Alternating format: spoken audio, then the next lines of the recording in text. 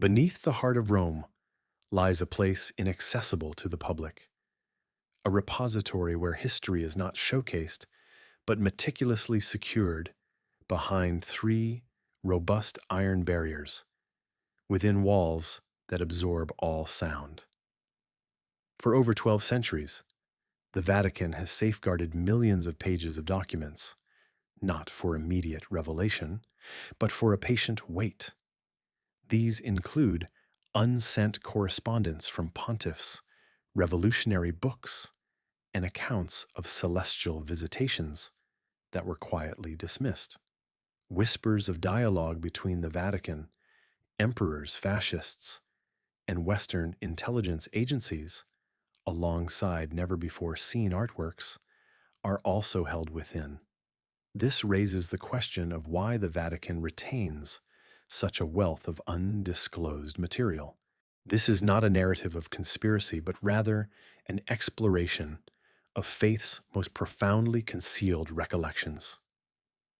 Welcome to the Vatican's secret archives, where the goal is not to reiterate the known, but to gradually unearth what was intentionally kept from view.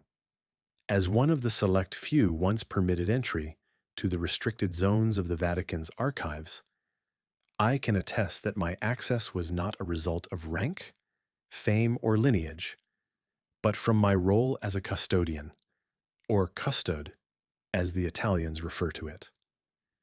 My duties involved maintaining cleanliness, recording information, and delivering authorized documents to academics. However, during certain quiet evenings, when an elderly priest would nod off and the lamplight cast a soft glow, I would discreetly open doors that others deemed off limits. From that point onward, there was no turning back. I now understand that my time is drawing to a close. In these final years, my heartbeat has slowed, my vision dims in the dim light, and my hands tremble when they touch the aged parchment that once felt as familiar as my own skin. Yet, before all of this fades with me, I must share these accounts, not to incite shock, accusation, or absolution, but in the hope that someone, somewhere, might comprehend. Truth has never solely resided in light or darkness. It exists in the liminal spaces, awaiting acknowledgement.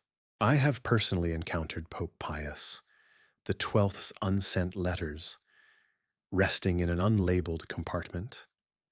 I have perused prohibited editions of books once deemed dangerous to the faith. I have stood before Caravaggio's paintings, concealed because the subject's gazes conveyed a depth of suffering that theological discourse shied away from. Most significantly, I have come to realize that what we are forbidden to reveal is not hidden because it is untrue, but because its veracity is too profound to be readily accepted. I do not expect blind belief. I possess no tangible evidence that the world would readily accept. However, if you are still attentive, still engaged, and if a part of you still believes that beneath every proclaimed glory lies a deeper, unresolved truth, then perhaps you are the intended recipient of my words. For one day, those doors will inevitably be opened, and when that happens, you will understand why I could never truly go back. I once viewed the Vatican merely as a spiritual icon, a place of devotion, of pontiffs in white robes within the open expanse of St. Peter's Square. But that was merely the facade. Behind the venerable stone edifices, beneath the majestic domes, and beyond doors secured by triple locking mechanisms, lies a realm that most of humanity will never experience. This is the domain of the Vatican's secret archives. While commonly referred to as such, its official Latin designation is Archivum Secretum Apostolicum Vaticanum, signifying the Pope's personal archive. The term secretum in Latin does not carry the modern connotation of secrecy. It denotes privacy. This archive is the personal property of the pontiff, not the collective possession of the Catholic Church. Ironically, this very privacy has fueled numerous theories, ranging from political investigations to quests for lost lore. The archive encompasses approximately 85 kilometers of shelving, holding over 35,000 cataloged entries spanning from the 8th century to the present day. However, only a fraction is accessible to scholars. The most sensitive classified or unpublished documents remain sealed within the innermost vaults, safeguarding pivotal and contentious moments in European and Christian history. Among the preserved items is a copy of Galileo Galilei's letter to the Church in 1613, wherein he attempted to demonstrate that his astronomical theories did not conflict with biblical teachings. Nevertheless, in 1616, the Church declared heliocentrism heretical and prohibited its dissemination. Galileo faced trial by the Inquisition in 1633, an institution whose proceedings are also extensively documented within these archives. One of the most frequently accessed collections pertains to the 14th century trial of the Knights Templar. For centuries, it was widely believed that the Vatican had destroyed all records of this trial. However, in 2001, an Italian scholar named Barbara Fralli discovered a copy of the Pergamenum Chinon, a document revealing that Pope Clemens V had secretly exonerated the Templars. This revelation directly contradicted the long-held assumption that the Church had sanctioned their destruction, prompting the lingering question, why was this truth concealed for over 700 years? Furthermore, the archives hold documents concerning the Vatican's interactions with authoritarian regimes of the 20th century, notably Nazi Germany. These contain hundreds of letters exchanged between the Vatican and Hitler's regime, alongside reports submitted by German bishops to the Holy See, suggesting the Vatican possessed early awareness of the mass extermination of Jews. However, their response was remarkably complex, influenced by faith, political strategy, and apprehension of persecution. In 2020, following decades of debate, the Vatican finally opened a portion of its archives related to Pope Pius XII, who led the Church from 1939 to 1958, encompassing the World War II period. This was a momentous occasion for historians, as Pius had long been criticized for his perceived silence during the Holocaust. The newly released documents presented a more nuanced portrayal, indicating he was not entirely silent, but acted discreetly behind the scenes to save lives, a strategy that continues to ignite discussions regarding its ethical implications and efficacy. The archive's scope extends beyond ecclesiastical matters, housing handwritten correspondence from Michelangelo, sketches by Bernini, a final message from Mary, Queen of Scots prior to her execution, and even a 19th century letter from a Native American chief to the Pope. The Vatican archives serve as a conduit connecting all of history, from the bloodshed of the Crusades to scientific advancements, from theological schisms to contemporary political machinations. Despite containing such a historical treasure, access to the archives remains strictly controlled. Annually, only approximately 60 to 80 scholars are granted on-site study privileges, requiring applications, specific research proposals, and adherence to stringent regulations. No photography, no photocopies, and no documents are permitted to leave the study area. Crucially, unrestricted access is not granted to anyone. The most sensitive sections remain sealed. I do not aspire to draw definitive conclusions or claim complete knowledge, but I believe that standing before the endless shelves, adorned with centuries of dust and bearing the fragile, handwritten lines from the 10th century, one begins to grasp the Vatican's meticulous custodianship of this place. Some truths are simply too vast for public disclosure. Certain narratives, once recounted, would compel us to question the very foundations of our society and our faith. If there were a single document capable of encapsulating the sensitivity and power contained within the Vatican archives, it would likely be the records detailing Christianity's profound schism, the division between Catholicism and Protestantism. Few are aware that in the nascent stages of the Reformation, clandestine exchanges between Martin Luther and certain Vatican representatives were carefully documented. These handwritten notes, penned in a distinctive slanting brown ink, once moved a Dutch scholar to tears, not due to theological disagreement, but because the documents revealed that both parties had made genuine attempts to avert the split, only to be driven apart by pride and power. As early as the 1530s, the Vatican discreetly dispatched emissaries to German principalities to engage in negotiations with reformist factions. Among the documents are statements by Bishop Girolamo Alejandro, a theologian and diplomat who once proposed significant theological concessions to maintain the Church's unity. However, when Luther's responses arrived, cautious yet resolute, the Church withdrew, setting history on an irreversible course. These materials are housed in a sealed dossier, accessible only to those with advanced research credentials and a clearly articulated purpose.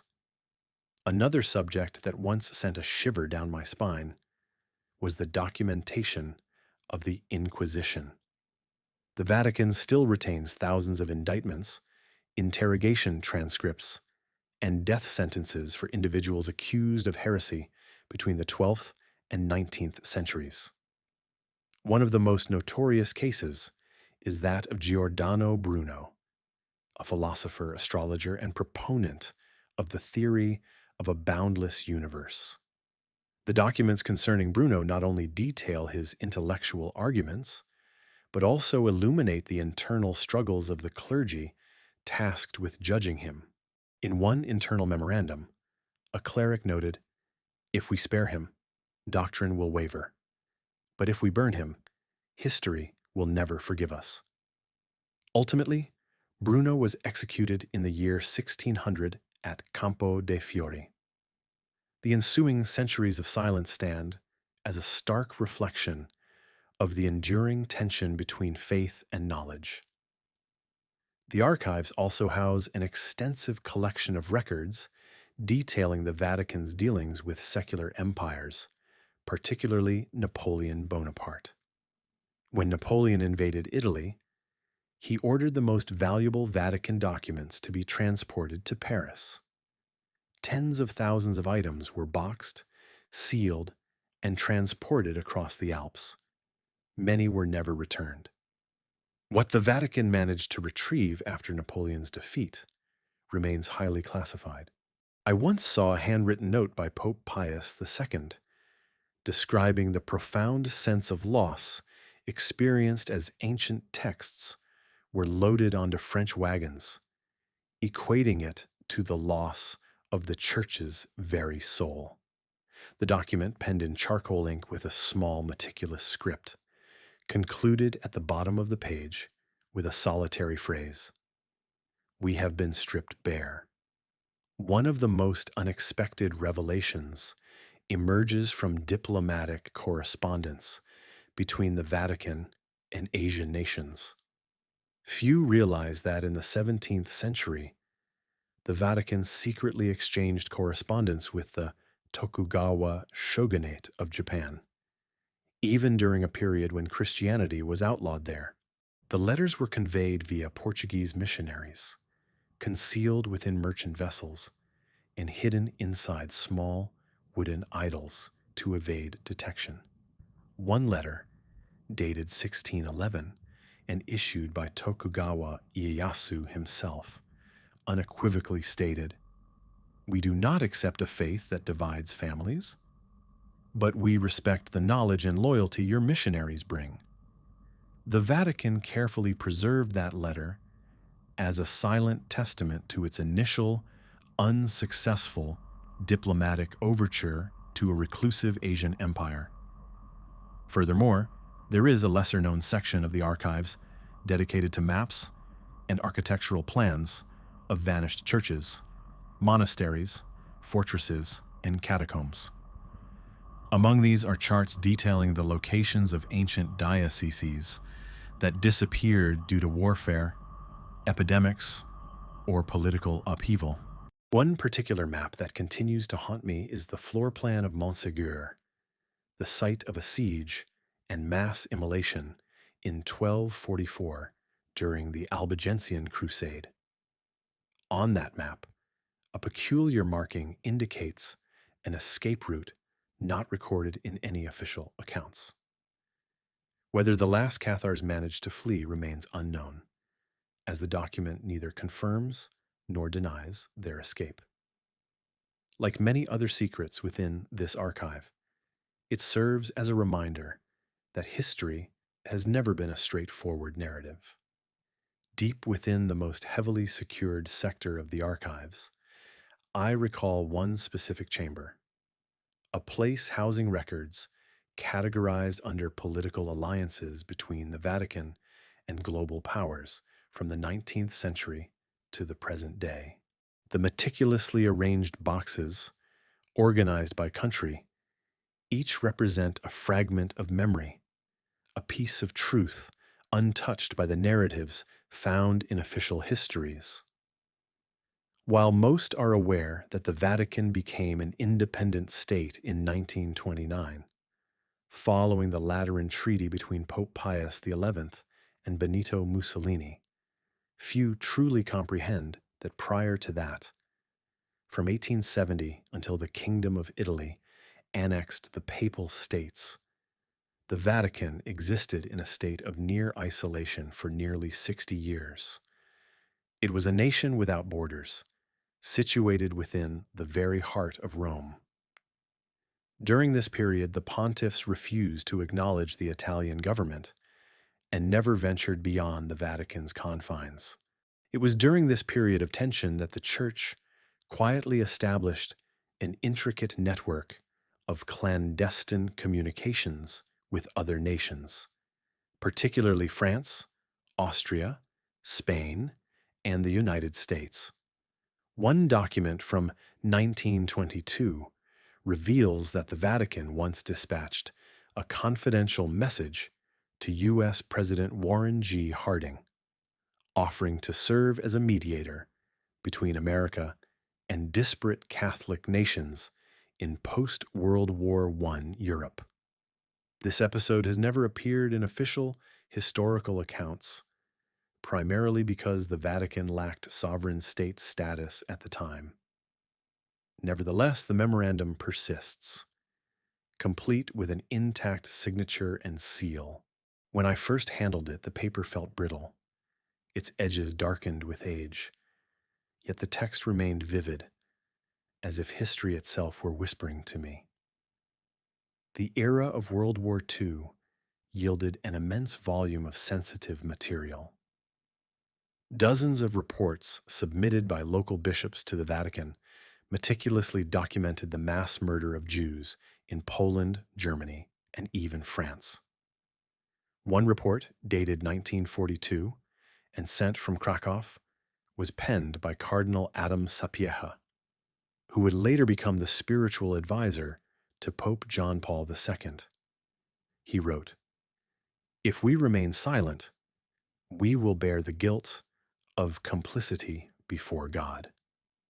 Yet even such urgent pleas were met with silence.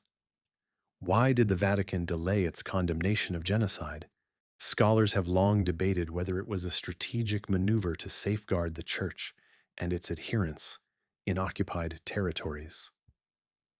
However, one document I once read, handwritten by a member of the Papal Council, unveiled a deeper complexity.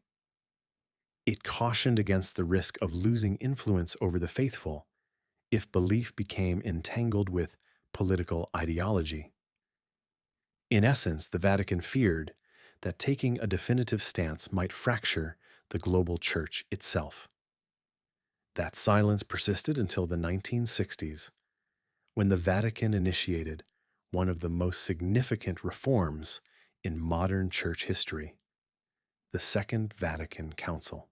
The files pertaining to this council constitute one of the largest and most intricate sections of the archive, with thousands of pages detailing theological debates, political responses, transcripts of bishops' addresses, and analyses of the Church's evolving authority in a rapidly changing world.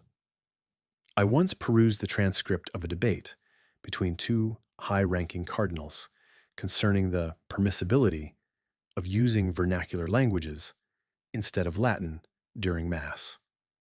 One argued, if we abandon Latin, we abandon the symbol of eternity. The other countered, if we do not change, we abandon the people. The Council's significance extended beyond language. It marked the Vatican's first genuine engagement in dialogue with Jews, Buddhists, Muslims, and even atheists. The archive still holds an unreleased draft of a speech in which Pope Paul VI intended to issue a formal apology for the Vatican's silence during the Holocaust. Ultimately, the speech was replaced with a more circumspect version, the reasons for which remain unknown. Only a handwritten note in the margin, in Latin, offers a cryptic clue. Tempus non dum venit. The time has not yet come.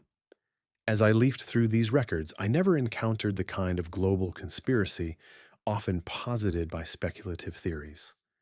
What I observed was a struggle between spiritual conviction and political expediency, between moral obligation and the imperative of survival. The Vatican archives do not fabricate. They await someone with sufficient patience and courage to read, comprehend, and accept that history is rarely a matter of absolutes, but rather a spectrum of shades of gray. There is one particular section of the archives that has consistently left a profound impression on me. The records concerning the Vatican's relationship with colonial empires, particularly from the 15th to the 19th centuries. The faded pages within those repositories contain no direct condemnations or formal endorsements of aggression or the suppression of liberties. Yet, between the meticulously inscribed lines lies a quiet truth. Faith, at times, advanced in tandem with the sword of European colonialism as it expanded across the globe. In 1493, merely 1 year after Christopher Columbus's arrival in the New World, Pope Alexander VI issued the papal bull Inter Caetera. In this decree, he divided the non-Christian world into two spheres of influence, one for Spain and the other for Portugal, as if the Church possessed the authority to apportion global territories. That document remains preserved within the Vatican archives, filed within a substantial folder labeled Decrees Concerning the New World. It is inscribed in formal Latin, bearing the crimson seal of the Holy See. Holding it in my hands, I felt a palpable chill, for this marked a moment when faith was politicized to its most extreme degree. Appended to that decree are correspondence exchanges between the Vatican and the monarchs of Portugal, Spain, and subsequently France and Belgium. In these communications, The Pope solicited assurances for the propagation of the faith and the protection of missionaries in newly acquired territories. However, the realities on the ground frequently involved bloodshed, cultural eradication, and appeals for assistance from dissenting clergy. Their voices, though few in number, are preserved, akin to flickers of light in profound darkness. One such voice belonged to Father Bartolomé de las Casas, who wrote to Pope Paul III in 1537. In his letter, he described widespread executions of indigenous peoples in the Caribbean, churches built upon the blood-soaked earth, and the silence of religious authorities in the face of atrocities. Reading that letter was suffocating. It felt less like a prayer and more like a desperate plea for help, not only for the victims, but for the very conscience of the Church itself. Also preserved in the archives is a draft of the apostolic brief, Sublimis Deus, issued in 1537 by Pope Paul III. In it, he declared that the indigenous peoples of the Americas were indeed human beings with souls and the right to receive the gospel, and that they should not be subjected to enslavement. It was a progressive document for its era. Yet, tragically, its implementation was swiftly rescinded under pressure from European monarchs who were unwilling to relinquish the economic benefits derived from slavery. As one progresses into the 19th century, the Vatican's diplomatic role in safeguarding religious interests within African and Asian colonies becomes increasingly evident. Within the archives pertaining to Indochina, I once reviewed a substantial dossier detailing the presence of French missionaries in Vietnam prior to the French invasion. These contained letters sent back to Rome describing the hardships faced by Catholic converts under the Nguyen dynasty. But interwoven within these reports were phrases such as opportunity to expand influence and mediating role with Western merchants, phrases that illuminate the growing and at times inseparable fusion of faith and secular power. It is crucial to note that the Vatican did not directly instigate colonial conquests.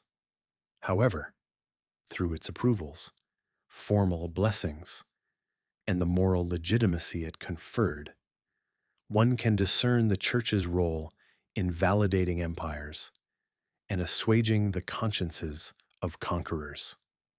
The Vatican archives also house numerous records that reveal internal dissent. Not a few priests, monks, and bishops voiced their opposition to the exploitation of religion for colonial purposes.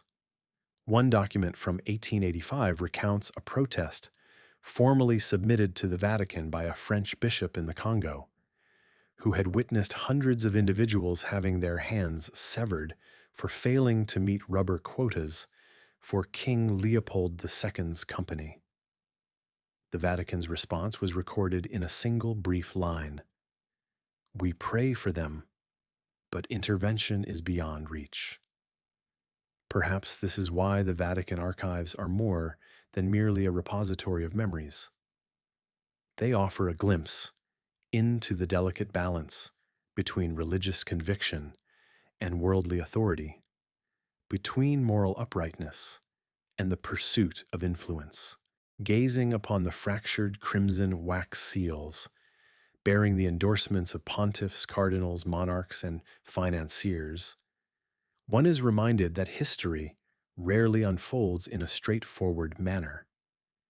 Even the Vatican, despite its hallowed status, was once an active participant in shaping pivotal moments in human civilization.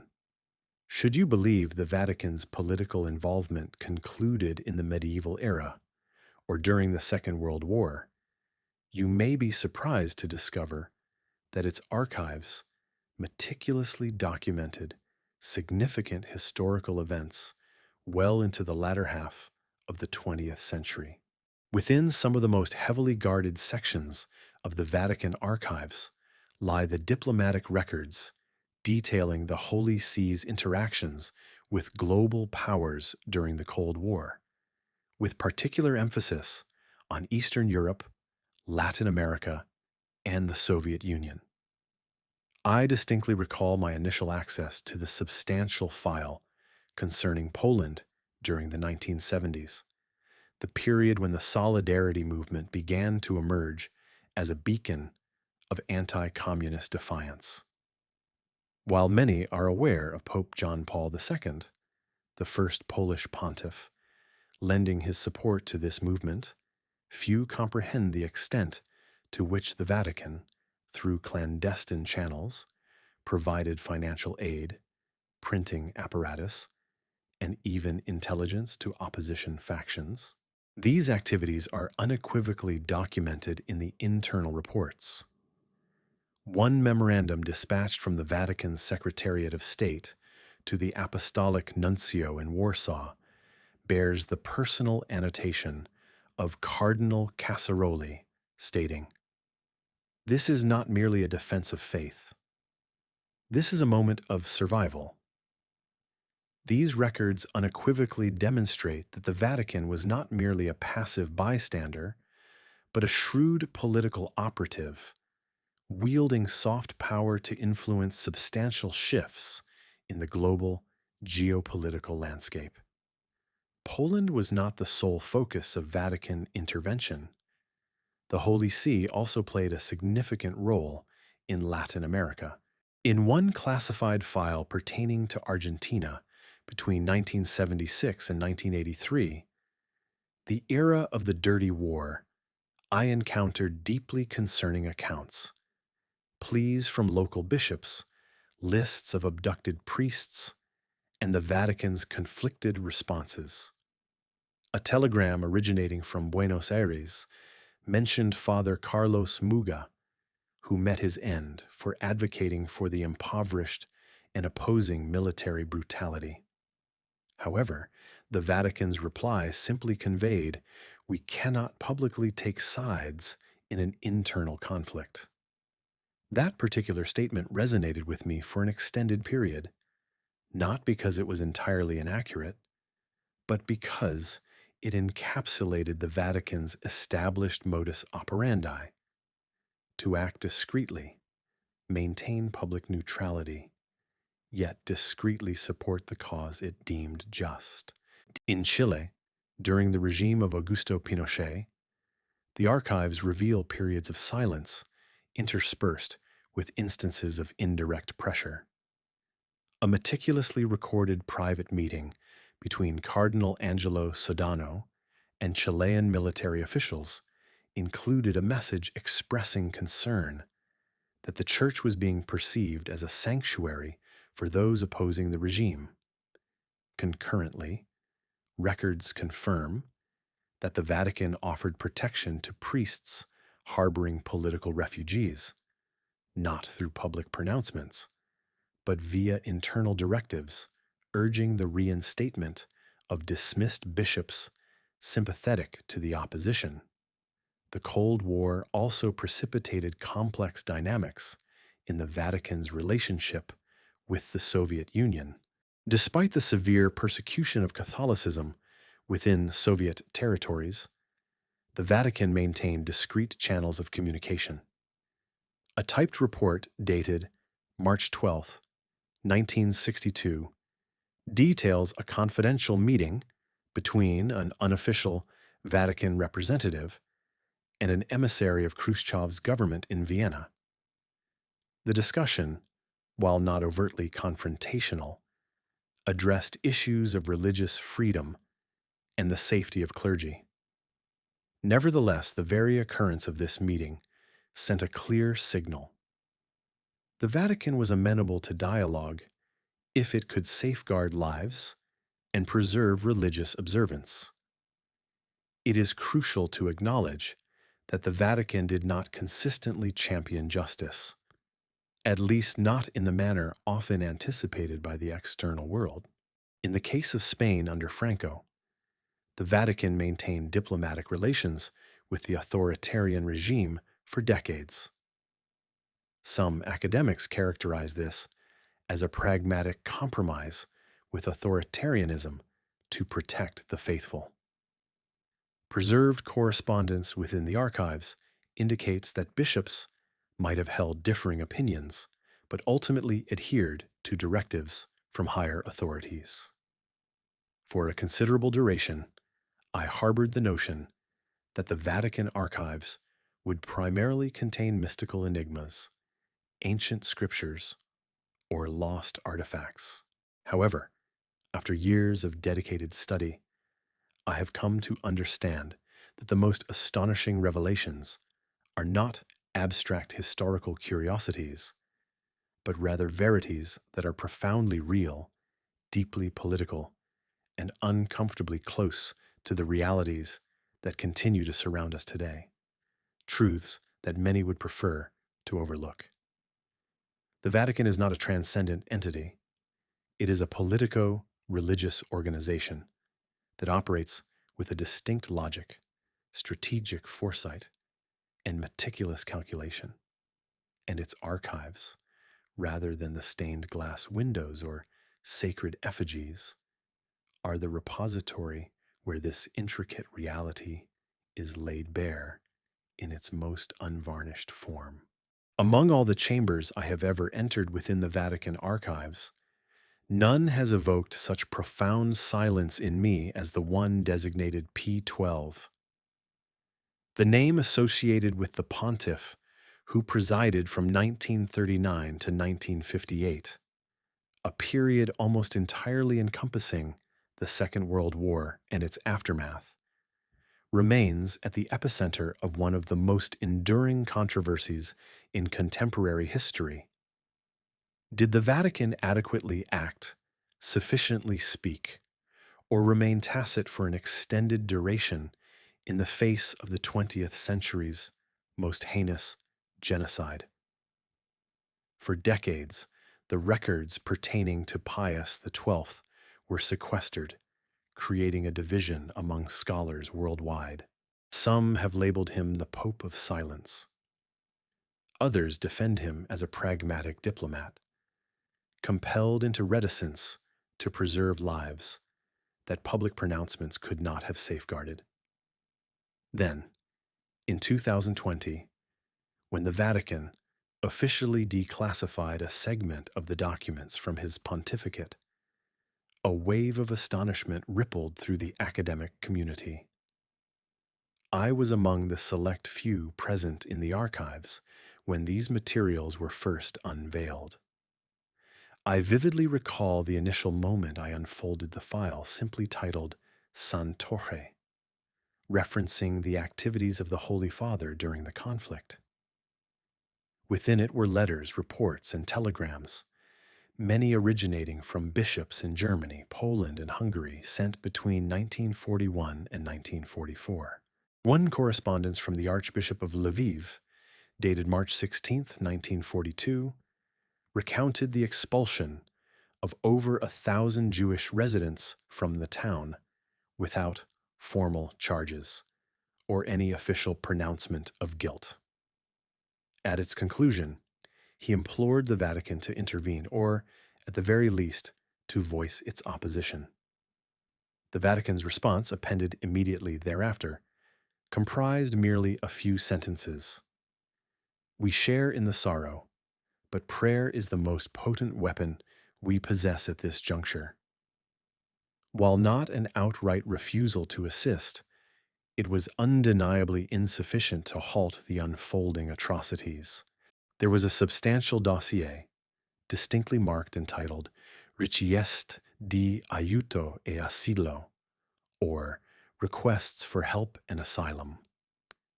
Within its pages were hundreds of personal appeals from Jewish individuals, clergy, academics, and even artists, directly addressing the Holy See to implore protection.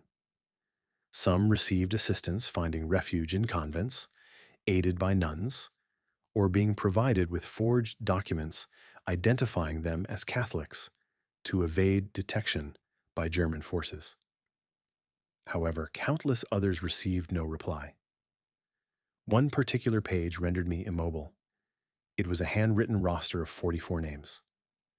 Adjacent to each entry were their residences, religious affiliations, ages, and a notation indicating refuge at the Santa Brigida convent.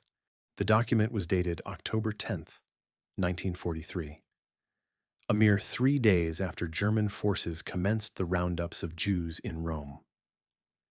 Cross-referenced records indicate that out of the 44 individuals listed, only 12 ultimately survived. And then there is a detail that few are aware of, something discernible only to those who have personally perused these documents. Between 1942 and 1944, the Vatican dispatched multiple communiques to the German embassy in Rome, advocating for a reduction in persecution within areas inhabited by Catholic Jews. These missives were never publicly disclosed. They did not employ forceful rhetoric, nor did they utilize the term crime, nor did they make any mention of genocide. Instead, they articulated concerns, in diplomatic parlance, regarding social stability and the imperative to safeguard the sacred right to life. Perhaps in that specific context, that was the only viable language available. However, for subsequent generations, that measured approach has remained a source of profound sorrow and ongoing debate. The archives also contain an entire section dedicated to post-war appeals from Jewish communities. In 1945, a delegation representing European Jewry formally addressed the Holy See, seeking confirmation that Catholic institutions had provided shelter to Jewish children during the war, and requesting the repatriation of these children to their surviving relatives. The Vatican's response stated, "We will permit it only if the children freely choose to depart from their current environment." However, many of these children were merely 5 or 6 years old at the time. The majority recalled nothing beyond the confines of the convent walls and the faith into which they had been recently baptized. That moral wound would persist for years. Among the thousands of pages, I discovered a draft of a speech that was never delivered, prepared for Easter of 1943. Within it, a particular line read, "We cannot turn a blind eye to the lamentations of a people cast out. Although they do not bear the name of Christ, they remain human beings."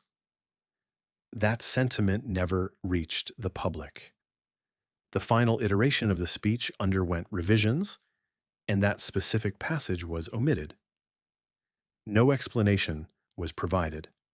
Only a crimson stamp remained, bearing the inscription "Reservato da non publicare," meaning reserved, do not publish. The information I have encountered does not grant me the authority to draw definitive conclusions. I was not in their position, nor did I bear the weight of managing a global institution during a period of conflict. However, I understand why many refer to the Vatican archives as a repository of delayed truths, not because those truths were lost, but because no one was prepared to confront them until much later. People often perceive the Vatican as an exclusively Western institution, intrinsically linked to Europe and the historical narrative of Christianity on the Old Continent. Yet, the documents carefully preserved within the archives unveil a different reality. From a very early stage, the Vatican harbored a global vision that extended eastward. It was within those aged pages that I first grasped the full scope of the Church's missionary endeavors, its attempts at intercultural dialogue, and the profound, often paradoxical, interactions between Catholicism and the Asian continent. One section of the archives is designated Missione Orientale, or Eastern Missions. It encompasses thousands of documents spanning the 16th to the 20th centuries, penned in Latin, Italian, French, classical Chinese, and Japanese. These texts chronicle centuries of European missionaries venturing eastward, disseminating not only the Bible, but also the values of an entirely distinct civilization. My exploration commenced with a file simply labeled Censura dia Gesuiti, a compilation of correspondence dispatched by Jesuit priests to the Vatican from China between 1580 and 1773. Among these, the writings of Matteo Ricci stand out. He was the first Westerner to gain entry into the Forbidden City.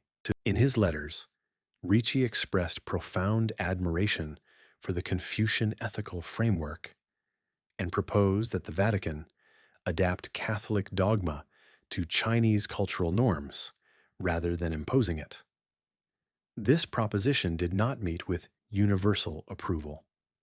The archives meticulously document intense debates within the Vatican that persisted for decades, centered on the permissibility of Chinese converts, observing ancestral rites concurrently with their Catholic faith.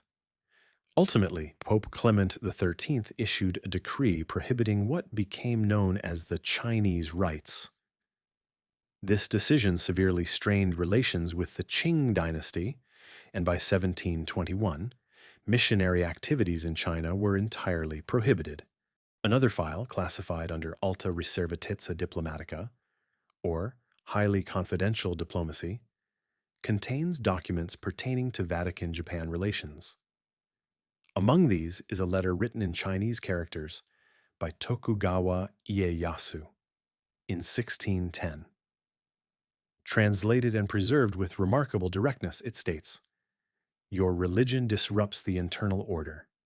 It divides fathers and sons, masters and servants. I do not permit it." What followed was a protracted series of tragic accounts.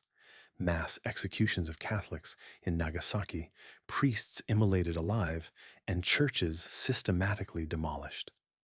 Yet, from these fragments, I discerned astonishing resilience. Handwritten letters penned by imprisoned Japanese believers, dispatched to the Vatican via Portuguese trading vessels, were composed in their own blood on salvaged fabric. There was no mystification, no theatrical display, only individuals who held profound conviction in something greater than themselves, and who ultimately paid the ultimate price for that belief. Subsequently, I entered a distinct realm, the documents relating to Vietnam. The current of events here possessed its own unique character, caught as it was between East and West, between faith and national sovereignty, between missionary zeal and political pragmatism. One file from 1790, preserved within the archives, contains a letter from Bishop Pinot de Behan to the Vatican, detailing his efforts to assist Prince Nguyen An, later Emperor Jialong, in rebuilding his forces and reclaiming the throne. That letter was more than a mere missionary report. It served as tangible evidence that Catholicism played a role in the formation of modern Vietnamese statehood, functioning not simply as a foreign creed, but as an active agent in nation building. However, the archives also chronicle the darker episodes, including the anti-Christian edicts issued by the Nguyen dynasty, the executions of believers, and the desperate appeals from missionaries. One document from 1833 recounts the Le Van Khoi rebellion, noted to have received some support from Catholic communities, and the Vatican's cautious response. We must not allow faith to become entangled with rebellion. That sentiment reflected a subtle tension between the desire to protect the faithful and the apprehension of becoming embroiled in uncontrollable local conflicts. In the 20th century, the relationship between the Vatican and Vietnam grew even more intricate. One file, covering the period from 1954 to 1975, is replete with reports on Catholic life in the North, the mass exodus to the South, and the influence of the Saigon government on episcopal appointments. A letter from Pope Pius XII to President Ngo Dinh Diem offered blessings, but conveyed a subtle admonition. A national leader has the duty not only to defend the faith, but to ensure justice for all his subjects. It was one of the few documents written in a tone that was both supportive and cautionary. Perhaps what troubled me the most was a special file documenting the unsuccessful attempts to reestablish diplomatic relations between the Vatican and the Socialist Republic of Vietnam following 1975. Internal memos reveal the Vatican's sustained patience, its repeated overtures for dialogue, and its aspiration to reinstate a humanitarian channel of communication. However, each meeting concluded at the level of polite formality. A 1989 memorandum stated, "We must wait." Patience is an integral part of the mission. Even within the pages that remained silent, I could sense the profound weight of history. Every correspondence, every crimson seal, represented more than mere administrative record. It was an imprint of the protracted and arduous interaction between civilizations. The Vatican did not always act with perfect rectitude, nor did it fully comprehend the nuances of the East. However, the presence of thousands of documents pertaining to Asia at the heart of the Vatican serves as irrefutable evidence of something more profound. This was never an isolated world. It has consistently been an integral, enduring component of global history. I once envisioned the Vatican as a monolithic entity, a flawless hierarchical pyramid devoid of internal discord. Yet, it was only by delving deep into the archives that I began to comprehend the reality. The Vatican is also a living organism, characterized by disagreements, contradictions, and, at times, silent struggles among those who wear the papal vestments. One section of the archives is marked Sotto Segretario Pontificio, or under the papal seal. It contains records of discrete confrontations between pontiffs and their cardinals, or between former pontiffs and their successors. These documents are never made public while the individuals involved are still alive. They are only archived once those events have transitioned into history, or after the individuals in question have relinquished their official duties. A particularly illuminating collection of files documents the friction between Pope Paul VI and Cardinal Giuseppe Siri, who was once considered a leading contender for the papacy. During the Second Vatican Council, Siri vehemently opposed the modernization of the Church, from the replacement of Latin with vernacular languages during Mass, to engaging in dialogue with other religious traditions. Internal records indicate that he privately corresponded with Paul VI, denouncing what he perceived as the dismantling of sacred traditions. The pontiff's reply consisted of merely 2 sentences, but they conveyed an unmistakably cold sentiment. The shepherd cannot wait for the hesitation of the gatekeeper. The disagreements extended beyond theological matters. The Vatican also harbored deep divisions in its financial administration. One of the most scandalous and extensively documented episodes within the archives pertains to the Vatican Bank crisis involving the Istituto per le opere di religione, or IOR, in the late 1970s and early 1980s. I still recall holding a substantial typewritten dossier, nearly 600 pages in length, titled Caro Calvi. It referenced the case of Roberto Calvi, an Italian banker discovered hanged beneath London's Blackfriars Bridge in 1982. The press had dubbed him God's banker due to his close association with the Vatican Bank. His death was officially ruled a suicide, but the documents preserved within the Vatican archives tell a different narrative. Within were bank statements, correspondence between the IOR and Banco Ambrosiano, records of questionable loans, and lists of accounts held by front organizations in Panama. A handwritten memo from a bishop expressed grave concern. We are utilizing sacred assets for activities dangerously close to sin. However, this warning went unheeded. The files also document internal efforts to reconfigure records to obstruct legal investigations by Italian authorities. At least 3 documents were marked for distruzione, or destruction. For reasons unknown, they were never disposed of.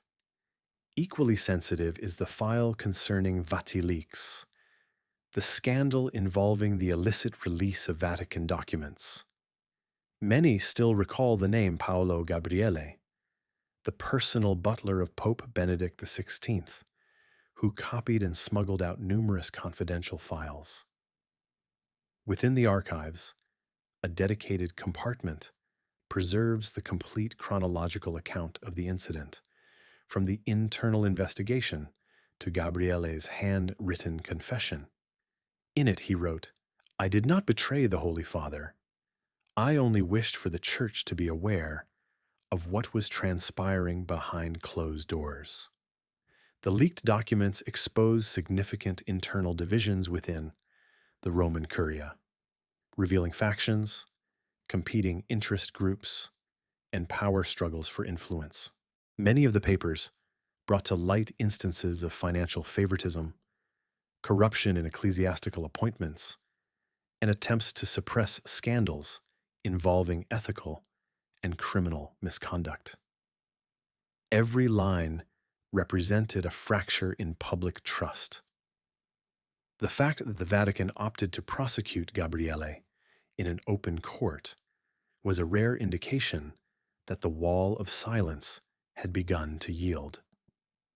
When I inquired of a priest who oversaw the archives, "Why does the Vatican preserve documents that could potentially damage its own reputation?" He offered a smile and then articulated a sentence I have never forgotten. "Because the truth does not belong to us. It merely passes through us." The Vatican archives do not seek to erase the past. They preserve it, sometimes in quiet solemnity, sometimes in poignant sorrow, as an unspoken act of accountability. And that, more than any statue of a saint, is what renders this place profoundly human. A space where power, faith, and failure are meticulously recorded in enduring ink, not ephemeral water. There is a detail that few individuals are privy to. Not every encounter between a head of state and the pontiff is publicly announced. To the external world, press releases offer only a few photographs of handshakes and a diplomatic statement regarding mutual understanding, cooperation, and peace. However, within the Vatican archives, I discovered handwritten records detailing the actual conversations that transpired behind closed doors. Exchanges that were at times candid, at times impassioned, occasionally marked by dissent, and always meticulously inscribed in ink intended to last for a century. One of the most compelling files chronicles the meeting between Pope Pius XI and Nazi Germany's ambassador to the Holy See, Diego von Bergen, in 1939.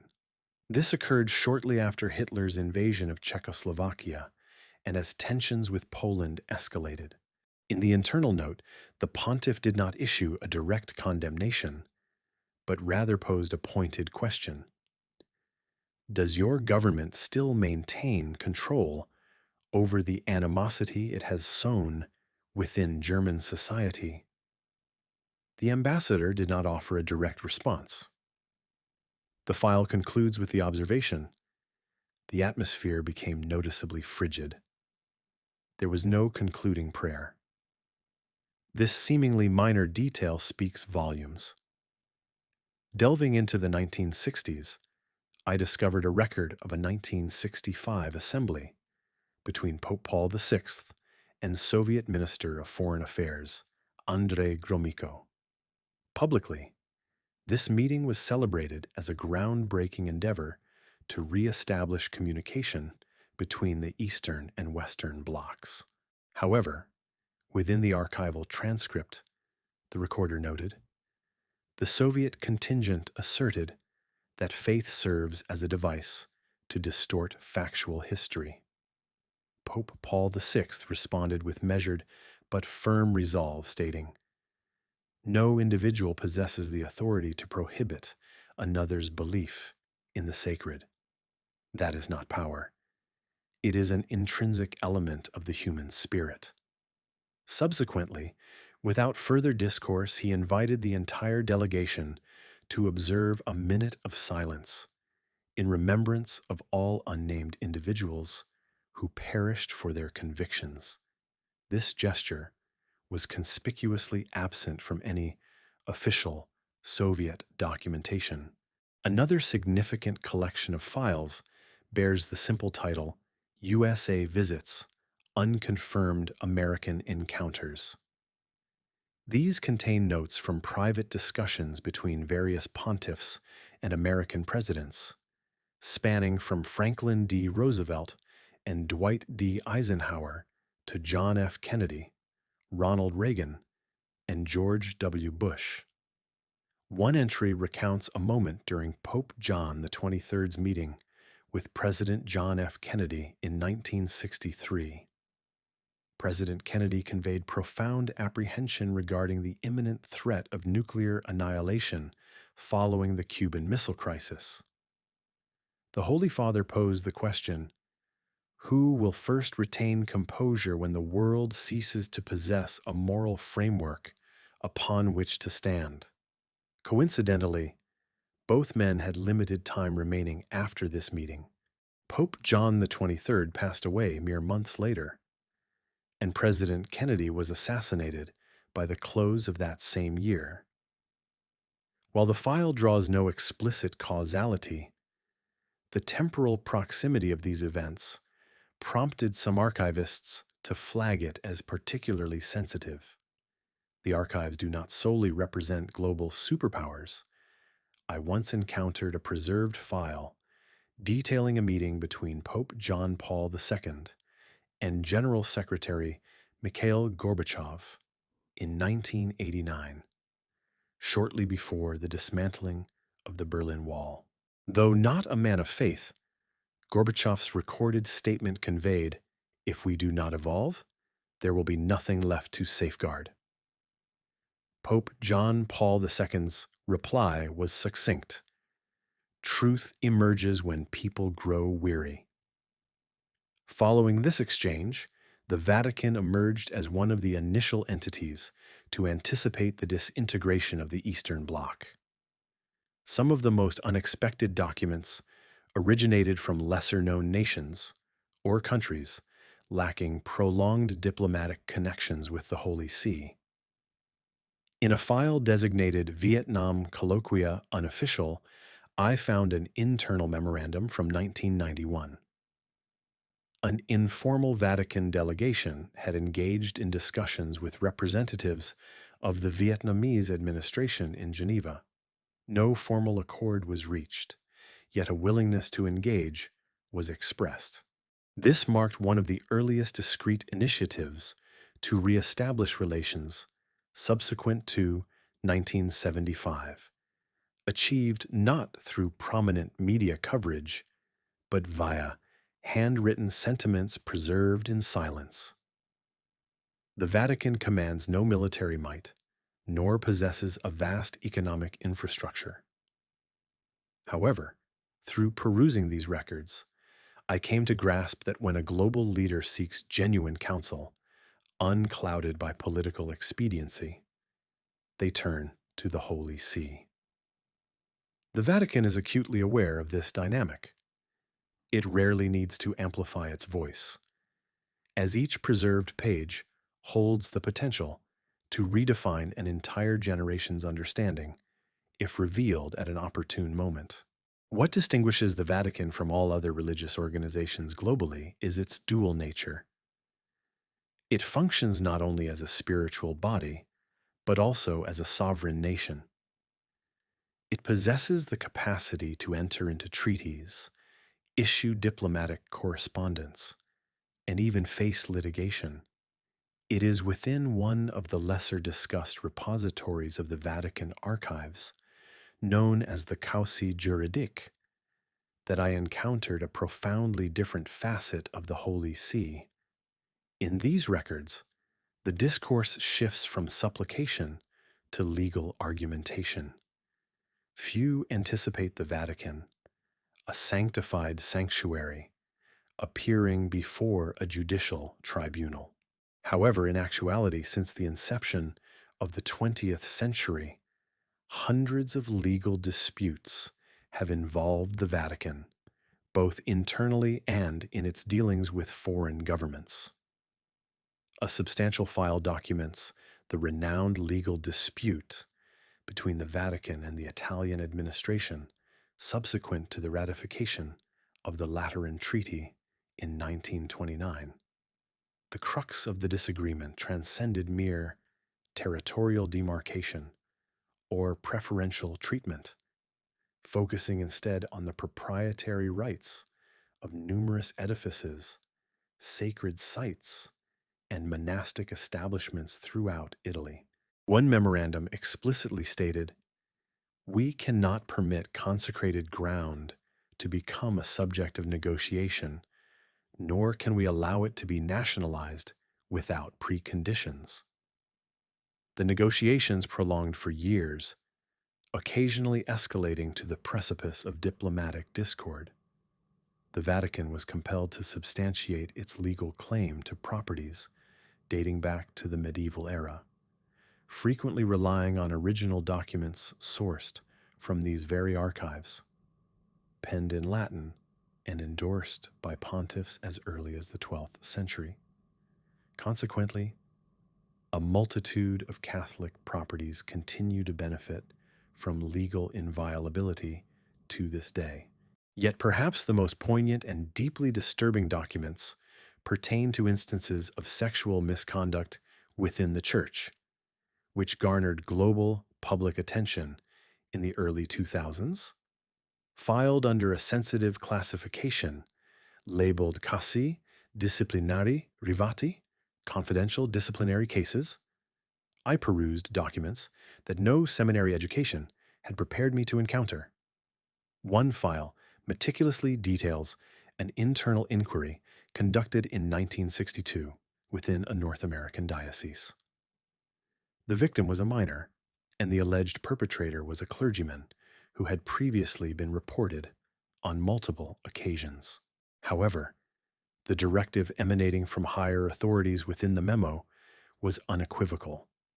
Transfer the individual to a different parish, refrain from publicizing the matter, and thus avoid scandal within the community. No advisory was issued to the subsequent congregation. Years later, the identical transgression recurred. This was not an isolated occurrence. Similar files surfaced from Ireland, Germany, Argentina, and the Philippines, some of which never received media scrutiny.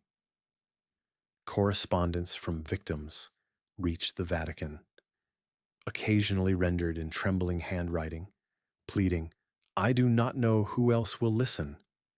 Please do not feign ignorance." Some recipients received no response, while others were designated for internal review. The Vatican has never refuted the occurrence of abuse, but it has historically addressed the issue as an institutional crisis rather than solely as a matter of individual criminal acts.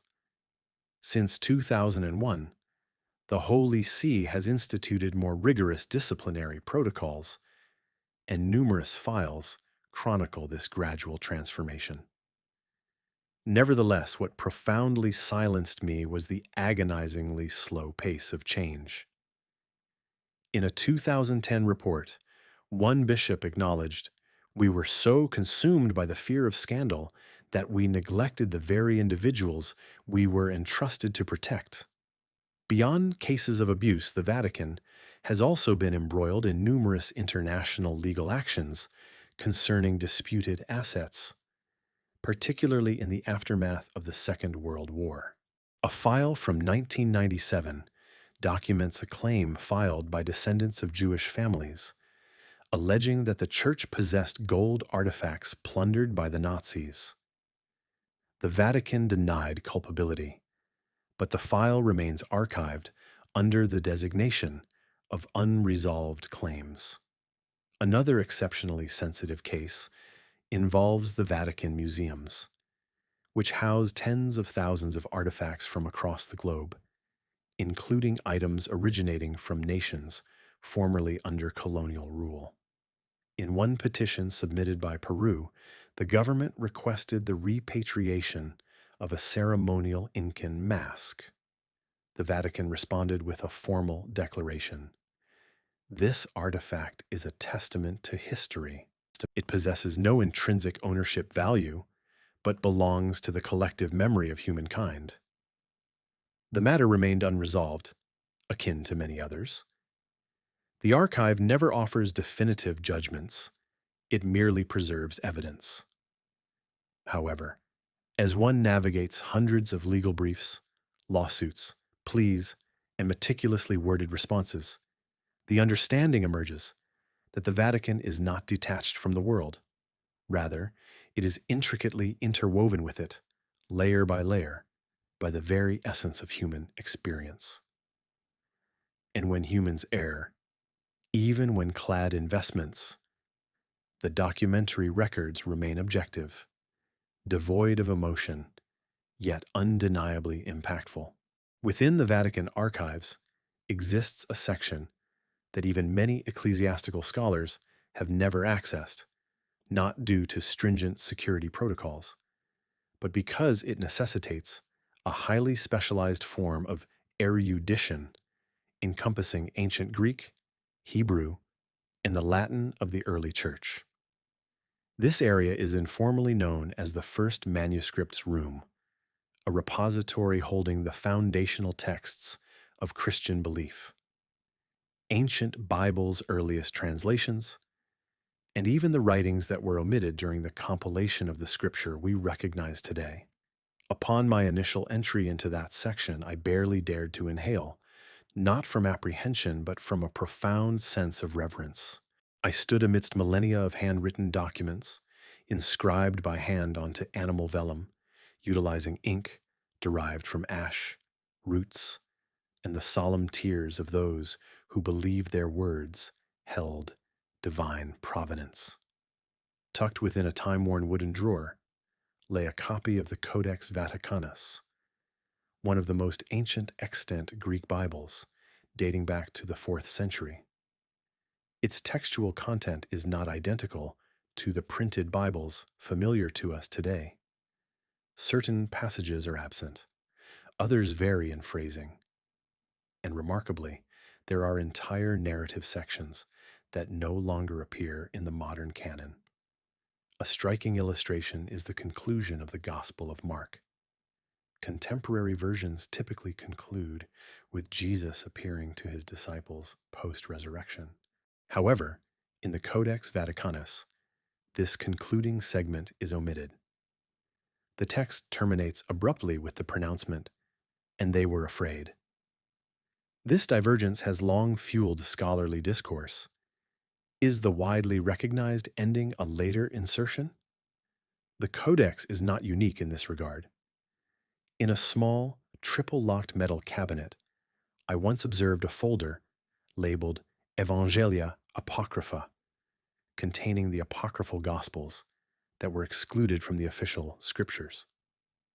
Among these were the Gospels of Thomas, Mary Magdalene, and Philip, writings unearthed at Nag Hammadi, Egypt, in 1945, though the Vatican possessed copies considerably earlier.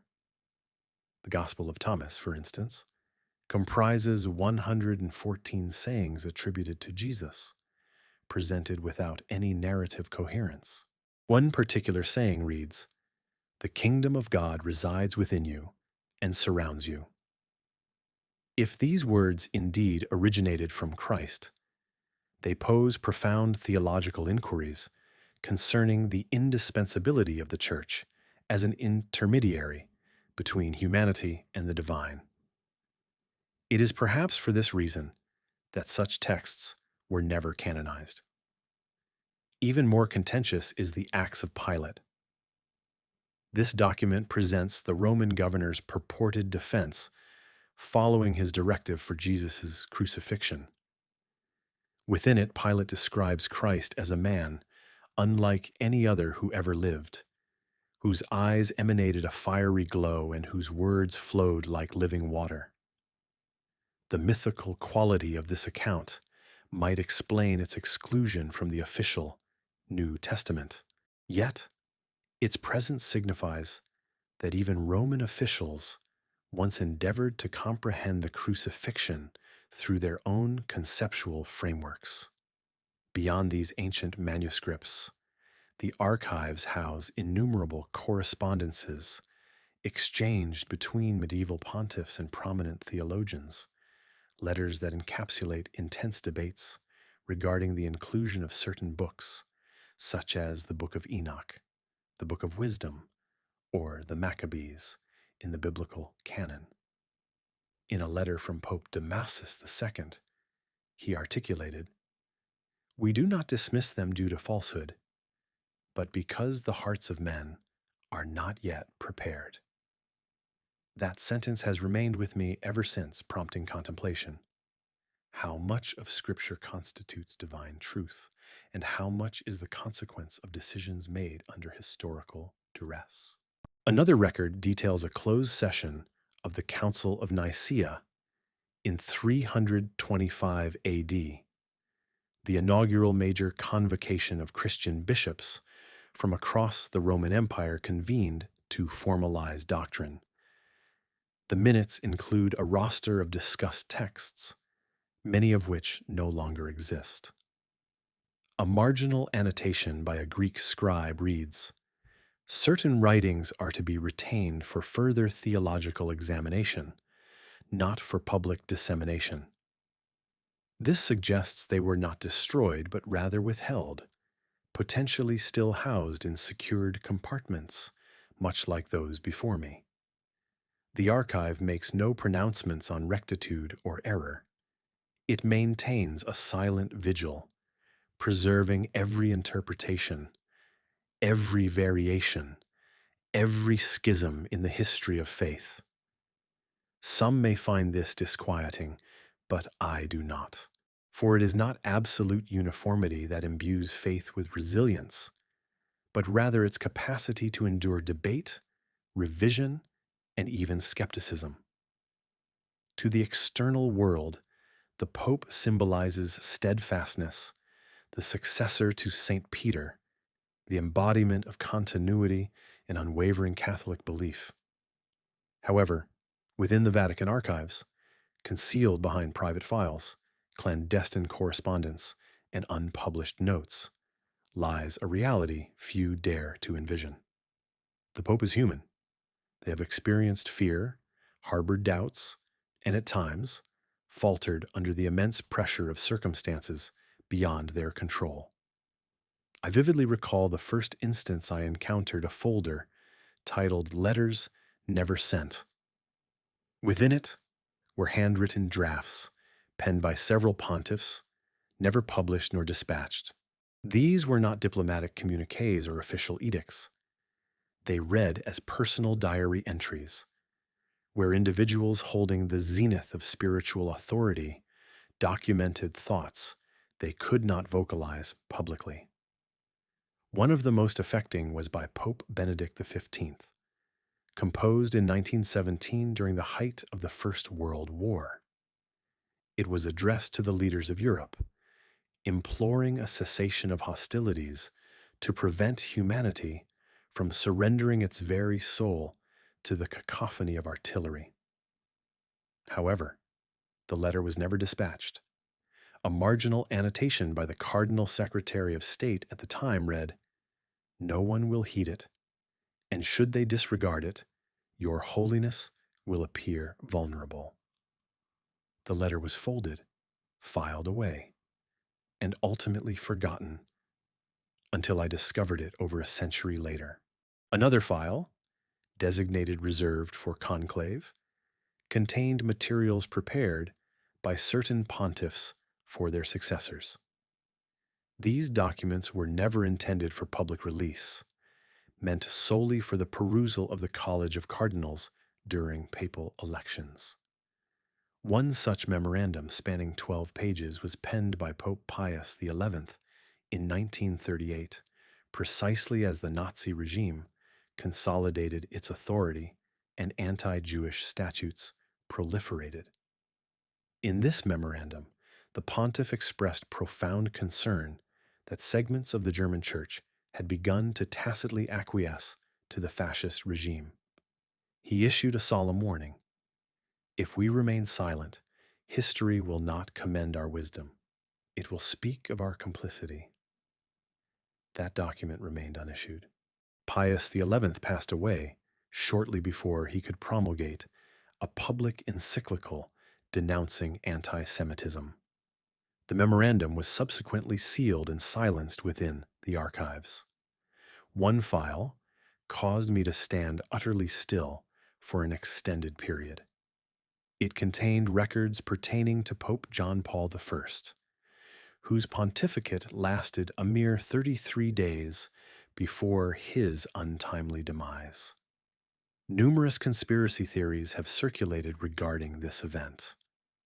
However, within the archives, there was no suggestion of intrigue, only the stark reality presented in internal memos, indicating that the Pope had been formulating a comprehensive reform of the Vatican's financial administration, including modifications to the Vatican Bank and an examination of undisclosed accounts linked to Italian financial institutions.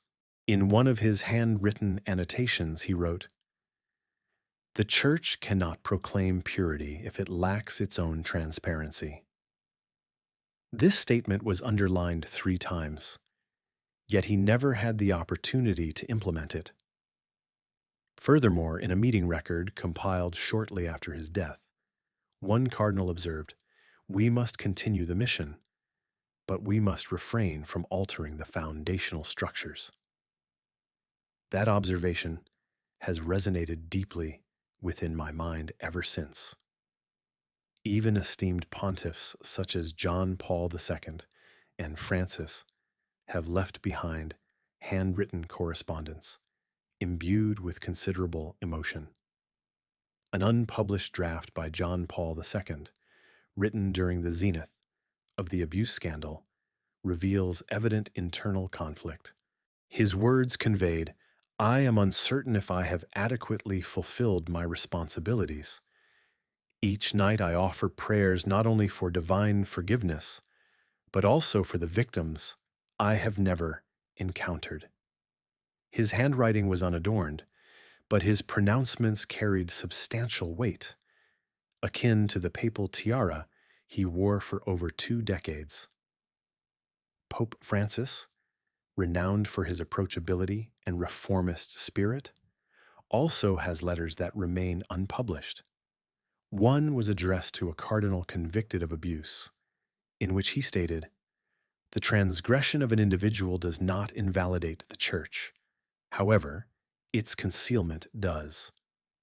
An accompanying memo revealed ongoing, vigorous internal discussions within the Vatican concerning the appropriate balance between clemency and transparency in the contemporary era. The Vatican archives do not articulate their contents aloud, but their pages, yellowed, perhaps fragile, and unseen by the public, convey a truth that no official press release could ever articulate: that beneath the mantle of authority, the chair of Peter is also a solitary journey, and even the head of the church experiences sleepless nights, just like any other soul in this world.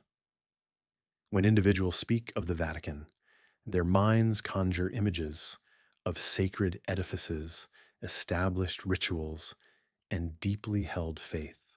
However, few consider telegrams, intelligence reports, or financial agreements with international banking entities. Yet, it is precisely these ostensibly secular components that constitute a significant portion of the deepest strata of the Vatican archives, where the Holy See's informal relationships with temporal powers have been meticulously documented, line by line. One of the initial folders that left me in a state of profound astonishment bore the title Conti Rivati Intelligence. It contained documents detailing clandestine communications between the Vatican and Western intelligence agencies during the Cold War, most notably with the CIA and MI6. In a memorandum dated June 17, 1953, mere weeks after the coup in Iran, a CIA representative stationed in Rome convened with a Vatican cardinal to discuss anti-communist developments in the Middle East. The report was succinct. The Holy See offered moral endorsement, would not engage directly, but was prepared to encourage local congregations to champion democratic principles in opposition to atheism. No formal accord was executed, yet the message was unambiguous. The Vatican was not merely an observer of global events. It possessed the moral gravitas to influence the trajectory of ideologies, particularly through the conduit of faith. Another memorandum from 1979 records a confidential meeting between a CIA operative and Vatican officials shortly preceding Pope John Paul II's historic visit to his homeland in Poland. The CIA expressed particular interest in the potential for the Polish pontiff to galvanize the solidarity movement. The Vatican offered no commitments, but the memo noted, "We are cognizant of our role, yet the gospel is not a strategic instrument." This was a diplomatic response, neither confirming nor denying, but leaving ample space for discreet action. A separate collection of files, labeled Relation Reservate Israel, documents covert liaisons between the Vatican and Mossad, Israel's intelligence agency. The correspondence included requests from the Vatican for the safeguarding of Christian holy sites in Jerusalem amidst escalating tensions between Jewish and Palestinian populations. A Mossad report transmitted back to the Vatican stated, "We hold no regard for the religious affiliation of an individual within a sanctuary, provided they are not concealing weaponry." The Vatican's reply was terse yet illuminating. "We do not conceal weaponry, we preserve memory." The subsequent layer I encountered bore no relation to espionage, but rather to financial dealings. A folder titled Banker, Banking and Power chronicled the Vatican's associations with numerous international financial institutions, including Banco Ambrosiano, UBS of Switzerland, and financial entities based in Panama. The files contained records of wire transfers and investments in real estate across London, Paris, and even resort properties in South America. An internal report from 1985 noted, A portion of investment returns shall be reallocated to the charitable funds of the Holy See. No public disclosure is requisite. The concern was not that the Vatican was engaging in investments, but rather that it employed shell corporations to circumvent scrutiny. Certain accounts were registered under the appellations of pastoral foundations, but managed by the financial directors of private banks. While no evidence of malfeasance was apparent, the structure was so obscure that tracing the flow of funds proved exceedingly difficult. Perhaps this opacity was the intended outcome. What surprised me even more was a small, unmarked, unstamped folder bearing only the handwritten designation Rapporti non official, Fraternita Reservate. This contained records of confidential encounters between high-ranking Vatican officials and representatives of Western secret societies, including Freemasonry, a fraternity previously condemned by the Catholic Church. One memorandum, dated 1969, documents a meeting between a bishop in Switzerland and a senior Freemason from a European lodge, aimed at exploring avenues for dialogue on human rights and freedom of conscience. No definitive conclusions were reached, but notably, Vatican policy subsequently shifted from outright prohibition to a more cautious stance of discouraging participation, thereby creating a doctrinal ambiguity that permitted interfaith engagement with groups previously deemed heretical.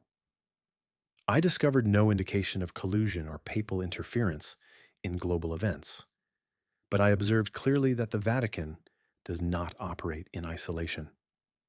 It maintains an unadvertised, unpublicized network quietly active for centuries.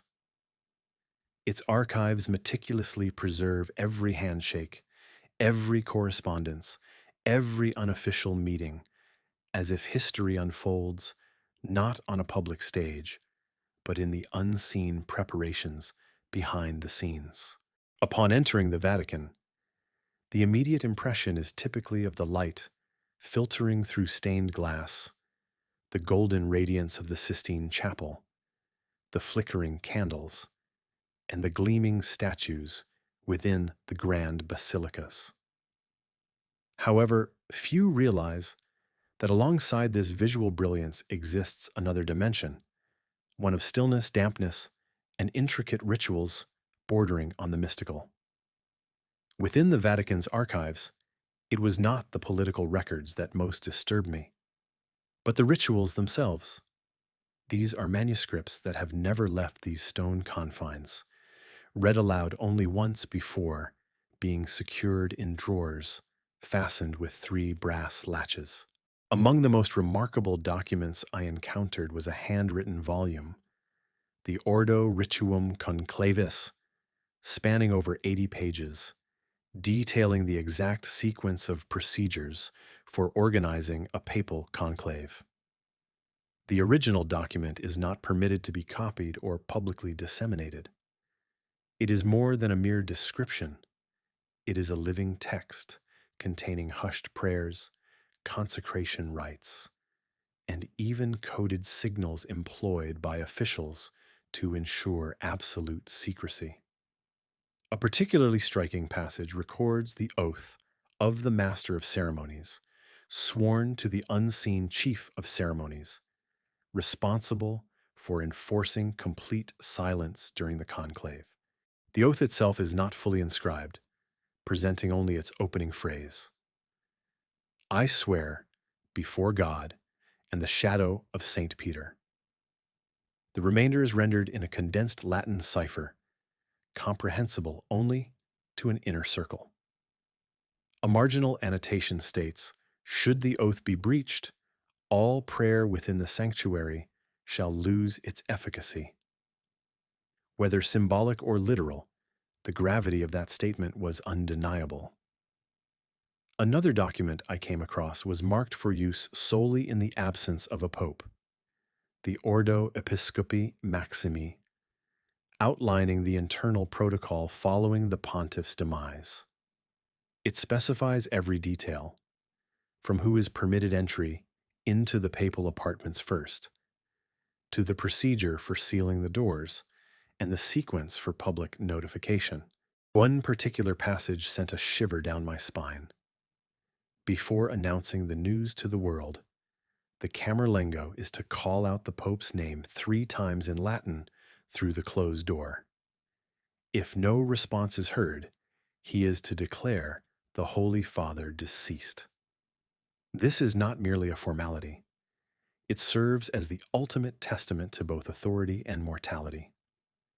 I also found a brief manual intended for a rare circumstance: canonization, extraordinaria, the extraordinary canonization of a saint outside the conventional process. This document, comprising only 8 pages, contains peculiar stipulations. The relic must be an incorruptible element. The ceremony must last precisely 3 hours, no more and no less. The individual proclaiming the title must possess a familial or spiritual connection to the saint's community. Whether these directives are still followed remains uncertain, but the document itself remains undisturbed. One of the least publicized records was titled Symbolorum Non Publicorum, concerning unofficial symbols. It catalogs the clandestine symbols, objects, and colors utilized by the Vatican in urgent or exceptional circumstances.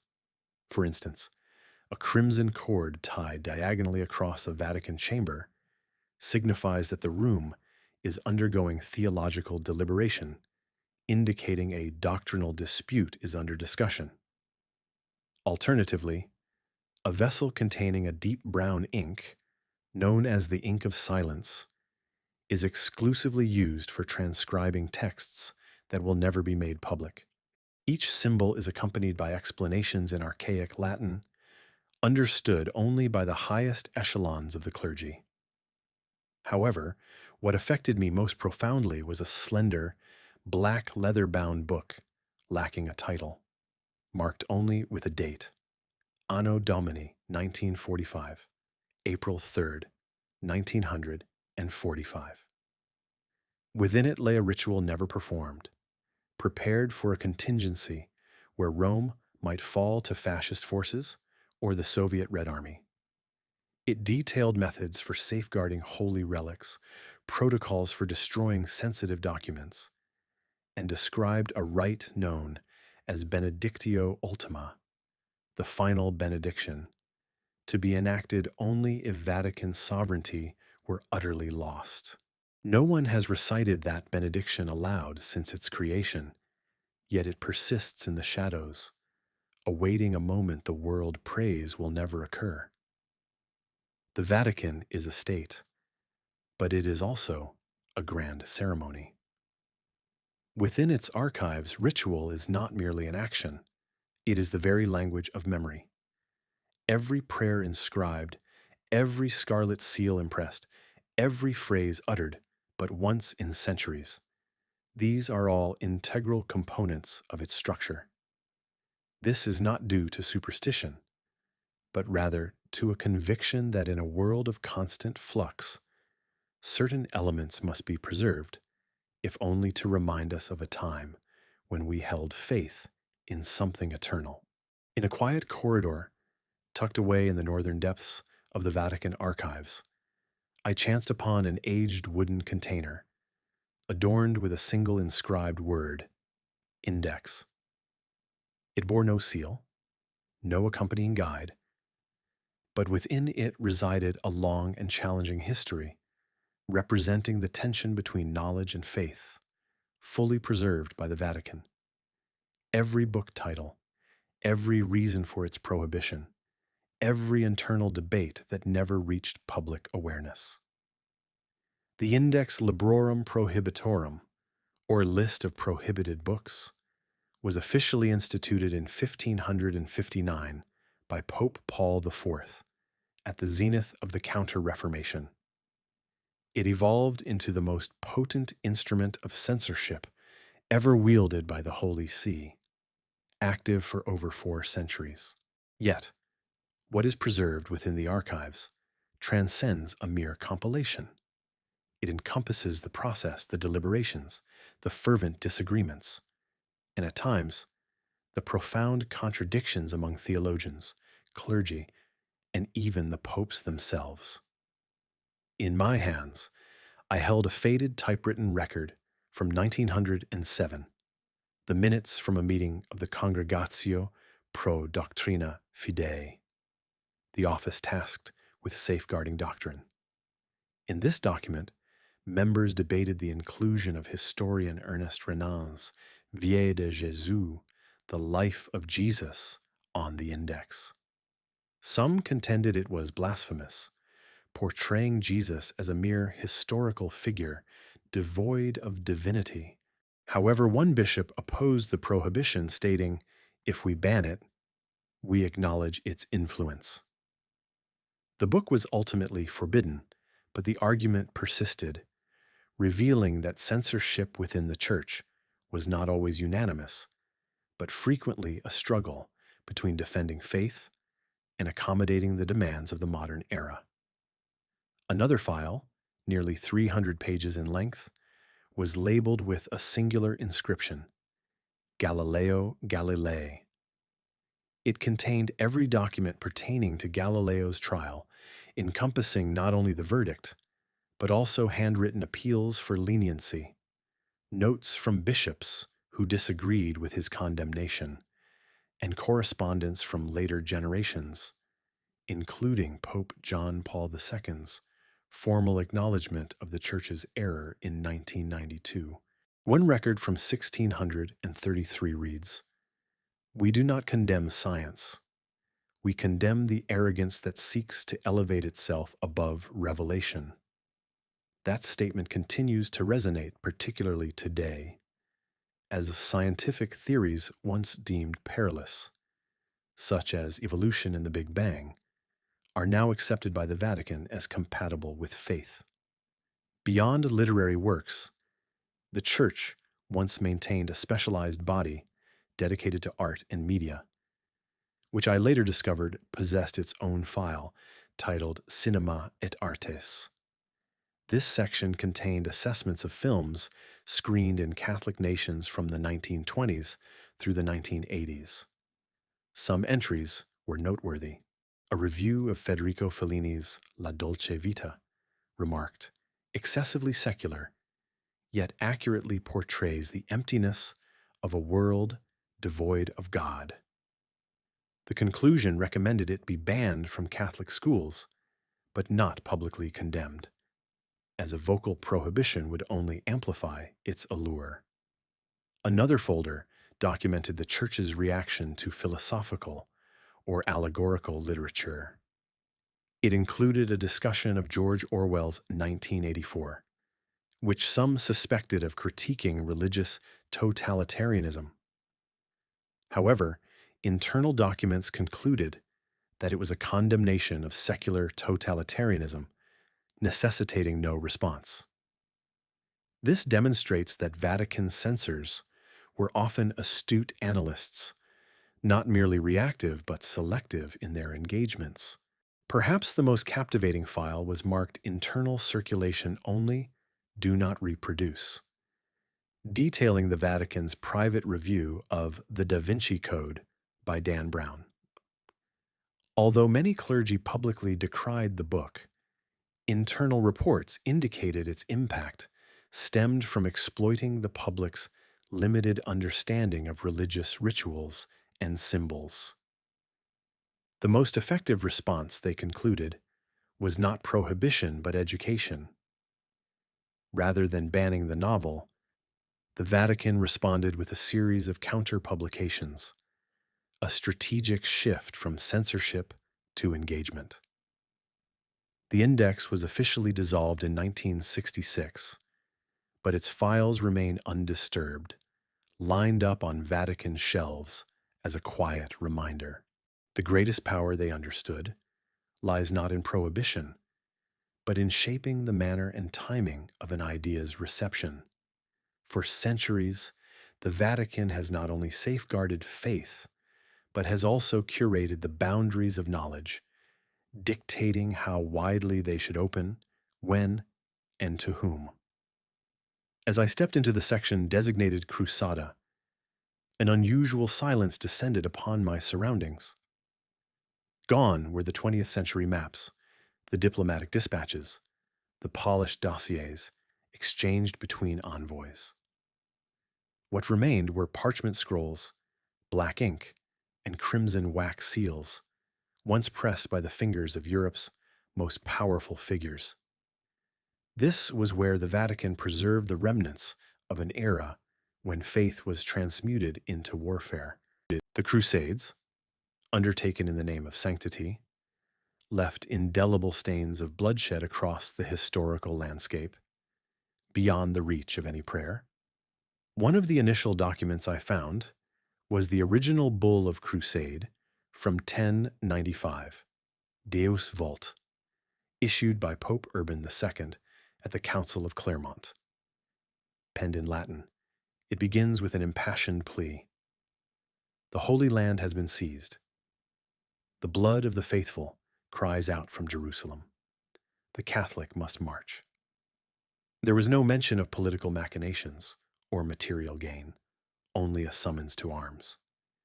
Yet, that summons ignited over 2 centuries of continuous conflict, claiming millions of lives under the banner of the cross.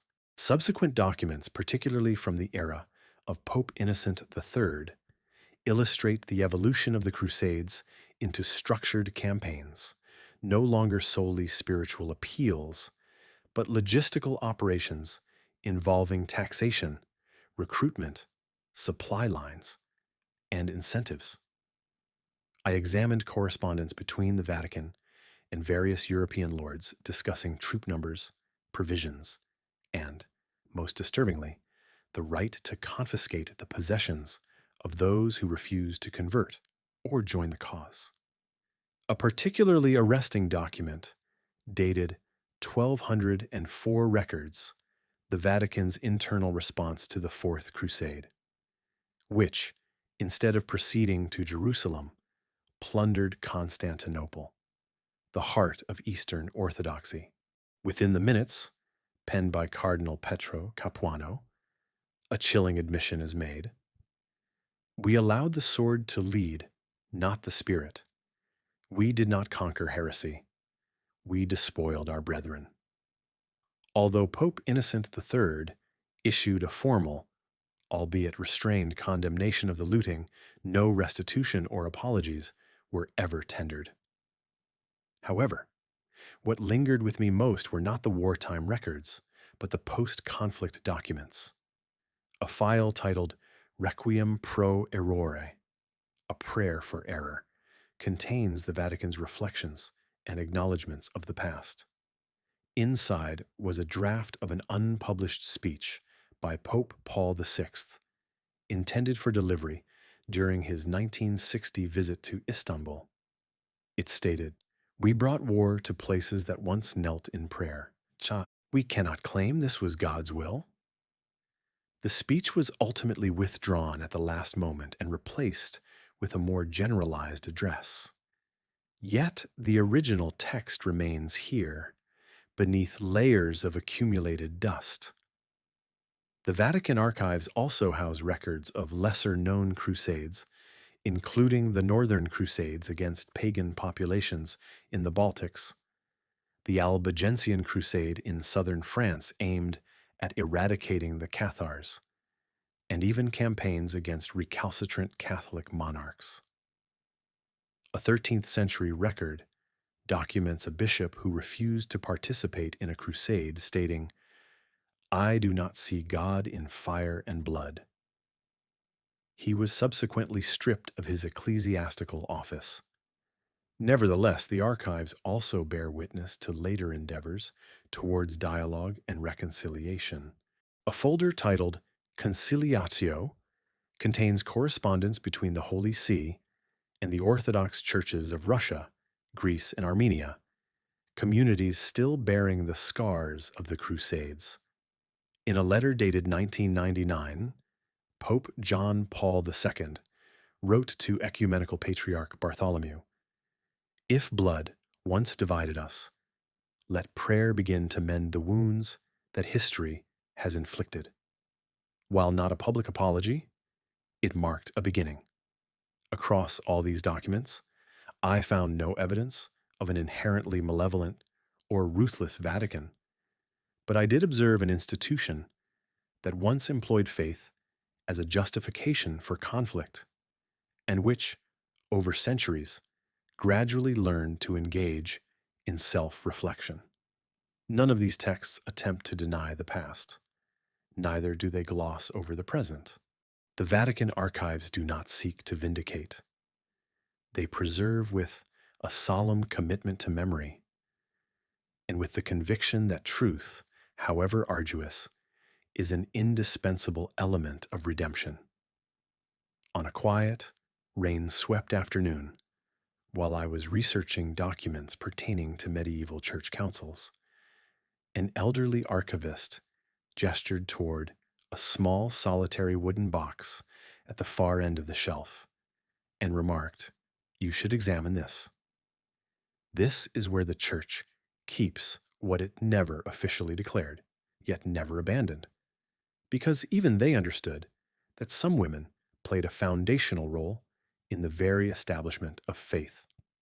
The box bore no title, only a catalog number and a handwritten notation, "Femine, in silentio ecclesiae," women in the silence of the church. Inside, I did not find an extensive collection of documents, but rather one that contained a subtle yet persistent current of history, representing a dimension of the Vatican's past that it had never officially acknowledged. This was not due to rebellion, but because it raised a question that remains unresolved. What is the true position of women within a faith structure dominated almost exclusively by men for nearly 2 millennia? My investigation began with a series of handwritten letters from the 12th century, penned by Hildegard of Bingen, a German abbess, composer, theologian, and visionary. The majority of her writings, in Latin and Old German, chronicled profound spiritual visions of significant theological and philosophical depth. In one letter addressed to Pope Eugenius III, Hildegard wrote, "The soul of a woman is also breathed into existence by God. Therefore, why must her voice be transmitted only through the mouths of men?"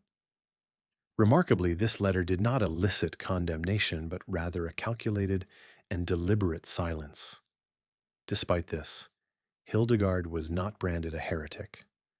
On the contrary, several voices within the Roman Curia commended her, yet maintained a distance. In one internal record, I found the statement, "This woman is not in error, but the Church cannot yet permit women to preach from the pulpit." Her intellectual prowess was acknowledged, yet an unspoken boundary remained, one that she and countless others were never permitted to cross. Delving further, I discovered another file titled Monialium Scripturae, Writings of the Nuns. It was a compendium of prayers, poems, and liturgical texts composed by women within religious orders from the 9th to the 16th centuries. Among these were prayers that were both elegant and defiant. "I do not ask to be a priest. I ask to tend the flame unseen, burning quietly in the darkest chapel corner." These words were never uttered in formal services, yet they were meticulously copied by hand, passed from nun to nun, their faded black ink still visible on parchment softened by the passage of time. The most poignant section, however, was the file concerning heresy investigations, particularly those targeting women whose spiritual influence had grown too substantial. A case from 1321 in southern France documented the trial of a group of women accused of unauthorized preaching, although their only transgressions involved leading Bible studies and sharing personal interpretations. One interrogation transcript reads, "Do you believe women can interpret the Word of God?" The woman, identified as Clara, responded, "If God chose a virgin to bear him, why would he not choose her tongue to proclaim him?" The record concludes, "She was burned at the stake, and yet not all voices were silenced." Within the records from the Second Vatican Council, I found correspondence and internal minutes detailing significant discussions regarding the expansion of women's roles in the modern church.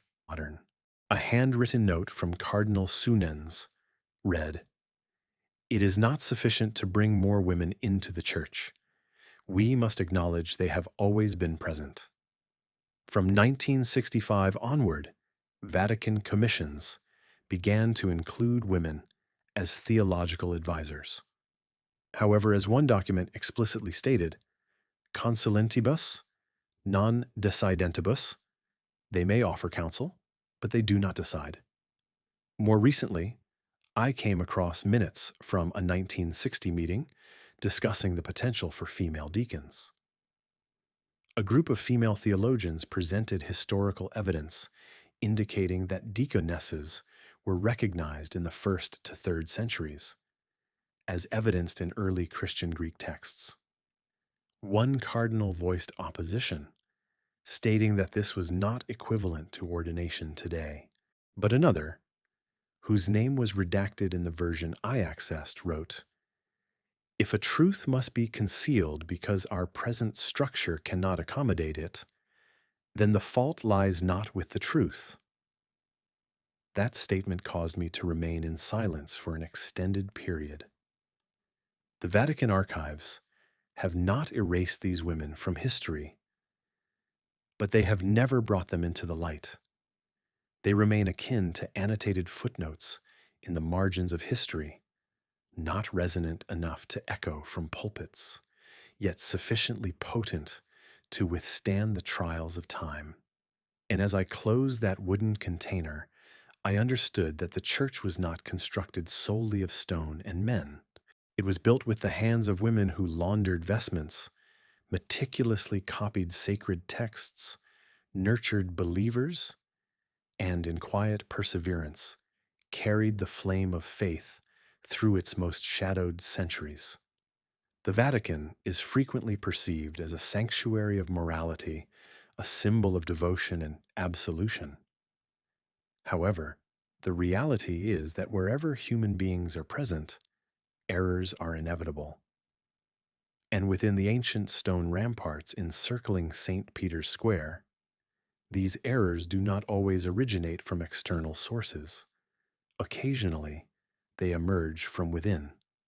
In a section of the Vatican archives designated sede reservata, reserved cases, I began my exploration of a series of case files that had been sealed away for decades.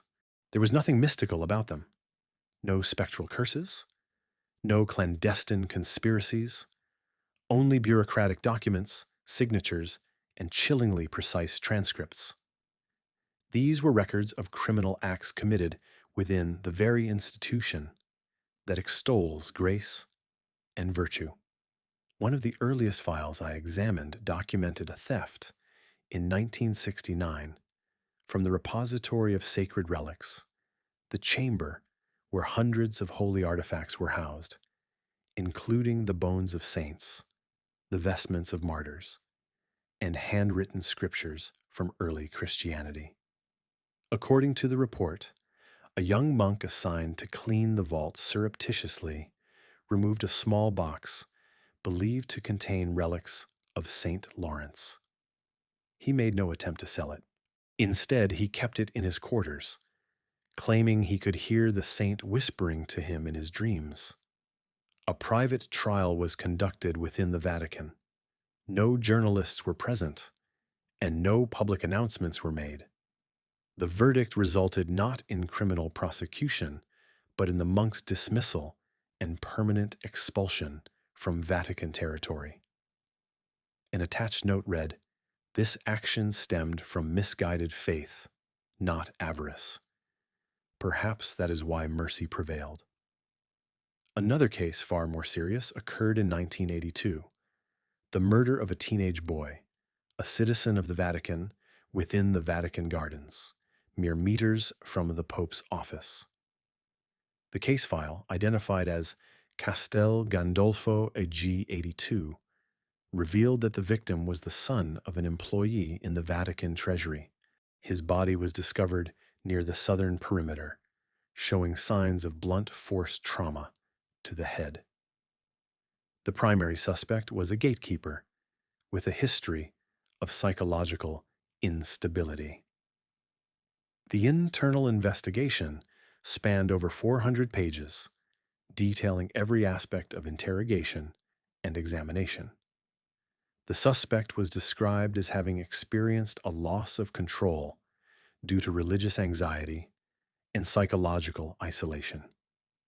However, instead of being handed over to Italian authorities, the Vatican addressed the matter internally. He was confined to a secluded monastic facility, cut off from the outside world, and never faced public indictment. The final sentence of the report states, "The peace of the faithful must be safeguarded above the curiosity of the populace." The Vatican operates under its own legal framework, based on the Codex Juris Canonici, or canon law. However, since the Lateran Treaty of 1929, it has also selectively incorporated aspects of Italian law, particularly in severe criminal cases.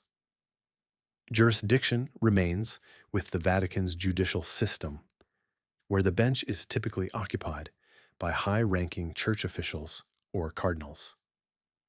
Within the archives, I discovered a roster of judges from 1929 to the present day, individuals whose names are absent from public records, yet who wield considerable influence in matters that could destabilize the Church's moral bedrock.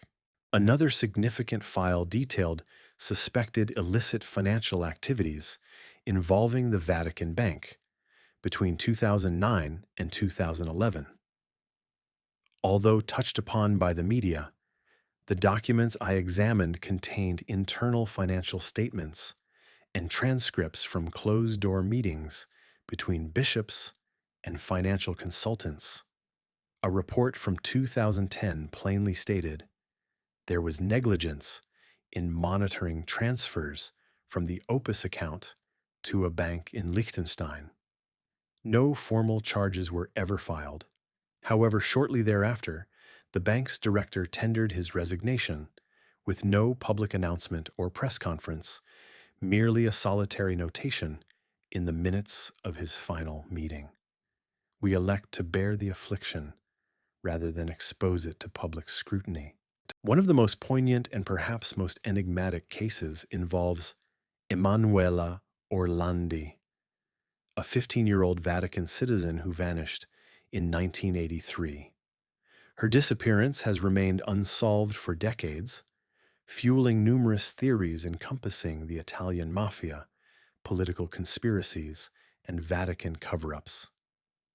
Within the archives, the relevant file is classified as reservatissimo, meaning top secret. I was granted permission to review only a few pages dating from 1985, including a memorandum indicating that the Vatican had received an anonymous letter asserting Emanuela was alive and being held for political negotiations. There was no official response. One cardinal noted, "If the claim is false, responding invites chaos. If true, silence is our last hope." Consequently, the Vatican opted for silence for 40 years. The archives are not a tribunal, but rather the repository of unspoken judgments, kept not solely for concealment, but because within a place as small and symbolically immense as the Vatican, every transgression becomes systemic. Every failure is not merely a personal failing, but a fissure in the shared moral foundation of millions. Thus, the Vatican chooses to manage such affairs in obscurity, discreetly, governed by law but without public illumination. If the Vatican is considered a vault of faith, then art serves as the golden key that unlocks the deepest recesses of the human spirit. The ceiling fresco of the Sistine Chapel, the marble sculptures, and the stained glass windows that narrate Scripture through imagery have all become indelibly imprinted on humanity's collective memory. However, few comprehend this. Certain artworks, including sketches, preliminary studies, and even finished paintings, have never been accessible to the public. They remain in quiet seclusion, concealed within the Vatican's vaults. On a misty morning, I was escorted to a quiet basement tucked away behind the Vatican museums, a space never featured on any guided tour. Beyond three heavy iron doors, I discovered a small repository known as Deposito Pittorico Reservato, the reserved painting repository.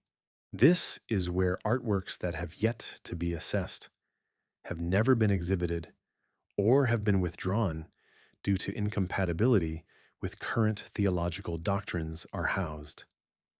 No one articulates this explicitly, but what I witnessed inside will forever be etched in my mind.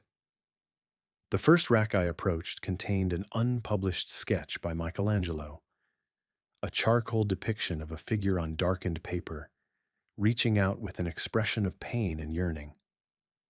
It bore a resemblance to the creation of Adam in the Sistine Chapel. But instead of receiving divine light, the figure was enveloped in darkness. A handwritten annotation beneath the drawing read, "Not destined for the chapel. Too human." I pondered what rendered a Michelangelo drawing unworthy of display within the Vatican.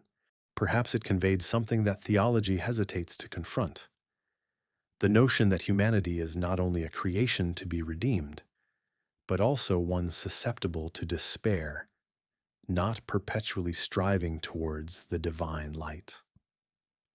On another shelf were two oil paintings bearing Raphael Sanzio's signature, although his mark had been obscured with gray ink.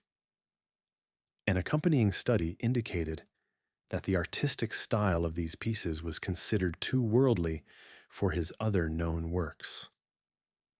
One depicted a pregnant woman cradling a crucifix, a striking image deemed theologically incongruous, as the Virgin Mary is never portrayed in such a manner.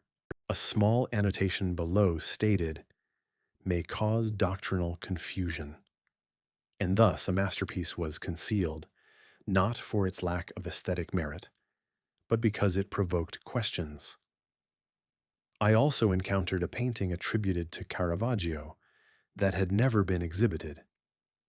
It portrayed Saint Peter, prior to his apostleship, as a humble fisherman, his face smudged, clutching a torn fishing net. There was no celestial radiance, no halo, no sacred emblem, merely a weary man at the genesis of his faith. Was this the reason for its concealment? Because it lacked the hallowed depiction of a purified saint, or because it felt too authentic? A separate folder labeled Iconographia Contestata, contested iconography, listed artworks that had been requested for removal, covering, or prohibition from reproduction. Among these were sculptures of the Virgin Mary depicted with African and Asian features, created by local artists during periods of missionary activity. A 1911 Vatican Cultural Council memo stated, "Diversity is an inherent part of divine creation, but uniformity is essential for preserving sanctity." Under this directive, Numerous such statues were never placed upon altars. There was even a dedicated section for contemporary art, documenting the Vatican's decisions to decline exhibitions or collaborations with prominent artists such as Salvador Dali, Francis Bacon, or Yayoi Kusama. A 1950s internal document revealed that Dali had proposed a series of surreal interpretations of the saints. Vatican officials responded, "We cannot permit sacred imagery to be rendered as obscure visual metaphor." However, the Vatican does not destroy these works. Quite the contrary. They are meticulously preserved, with every crack, every brushstroke, every layer of pigment meticulously documented, yet they are kept hidden. Not because the art lacks intrinsic value, but because in the overwhelming clarity of theology, that which is too human, too raw, too incomplete, risks undermining a faith predicated on certainty. Upon departing that repository, I carried not images of angels or crucifixes, but the indelible memory of eyes obscured by dust, the eyes of paintings never brought to light. And I wondered if what the Vatican withholds from the world stems not from a fear of losing belief, but from a dread of confronting a version of faith that remains in development, where saints and sinners, heaven and earth, are still subjects of debate, still unfinished on the canvas. When individuals contemplate the Vatican, they envision chapels, prayers, and theology, not telescopes. Yet between faith and the cosmos, there exists a quiet, often overlooked pathway. The Vatican is home to one of the world's most venerable astronomical research institutions. Within its archives, what is preserved is not merely star charts, but a prolonged, intimate history of interplay and concord between the celestial and terrestrial realms, between conviction and intellect. My exploration commenced with a modest filing cabinet labeled Specula Vaticana, the official designation for the Vatican Observatory. Inside, I found handwritten records spanning the 17th to the 20th centuries, documenting observations of comets, solar eclipses, and unusual stars appearing in the night sky. One notebook dated 1610, a transcription from the original records of Christopher Clavius, the Jesuit astronomer instrumental in devising the modern Gregorian calendar, read, "The stars are not chaos. They are signs of an order we do not yet comprehend." In that statement, I perceived something profoundly revealing. The Vatican never truly turned its back on scientific inquiry. It simply stipulated its own terms of engagement. Another cabinet contained documents, not of condemnation, but of internal scientific discourse concerning the Galileo affair. I discovered a 36-page report from 1616, authored by a conclave of clerics educated in mathematics and astronomy, who sought to argue that a geocentric Earth was a natural order consistent with Scripture. However, in a marginal note, a young priest posed a quiet query: should we not question why Scripture is silent on centrifugal force? This question was never formally raised in court, but it was preserved as if the Vatican acknowledged that not all doubts constitute heresy. Subsequently, I unearthed a document that had never been publicly released, a handwritten draft by Pope Benedict XIV, dated 1741, advocating for the rehabilitation of Galileo's reputation. It was never officially published, yet the Vatican retained it, perhaps because certain acts of atonement require no public proclamation, only a solitary reader. By the 20th century, the Vatican's records expanded to encompass international scientific collaborations. A file from 1935 documented the Vatican's financial backing of an expedition to Africa to observe a total solar eclipse. In a dispatch back to Rome, the expedition leader wrote, "Faith does not impede our measurement of darkness. It is precisely because we believe in divine order that we venture to quantify the disappearance of light." Another document from 1981 detailed a private symposium held at the Vatican between theologians and quantum physicists. One Swiss professor presented the multiverse hypothesis. The response was not one of outright rejection. The minutes recorded, "If God is infinite, the universe need not be singular." This was a rare pronouncement, yet it signaled that the Vatican had subtly evolved. No longer solely a guardian of fixed doctrines, it had become an entity engaged in dialogue with the ever-expanding frontiers of understanding. I even found correspondence between the Vatican and NASA, particularly during the period when humanity was preparing to venture to the moon. A handwritten letter from the Holy See to President Kennedy, dated 1962, read, "We pray for those who dare to depart Adam's sky to witness the Creator's work from an external vantage point." When Apollo 11 achieved its objective, the Vatican did not orchestrate public celebrations. However, in Pope Paul VI's private journal, a single line was recorded. "Today, man does not merely gaze upon the heavens, he has touched them." To my astonishment, I also discovered a copy of a letter from Stephen Hawking to the Pontifical Academy of Sciences, dated 1990. In it, he questioned whether God was even necessary in the origins of the cosmos. The Vatican did not issue a rebuttal. A theologian noted in a confidential memo, "If God must reside in the gaps of equations, then he is not truly eternal." That admission, never made public, conveyed more to me than 1,000 sermons. Genuine faith does not fear intellectual challenge. Presently, the Vatican Observatory continues its operations discreetly from Castel Gandolfo. They make no ostentatious declarations, nor do they engage in disputes with contemporary scientific thought. However, within their archives, I witnessed something even more profound: a faith that does not extinguish reason, but rather persistently impels it towards its ultimate limit, ensuring that when the final starlight fades, something immeasurable might yet endure. Late one afternoon, as the sunlight cast long shadows from the dome of St. Peter's Basilica into the lower levels of the Vatican archives, I opened a drawer marked Res Diplomatique ad Orientem et Boream, diplomatic records from the East and the North.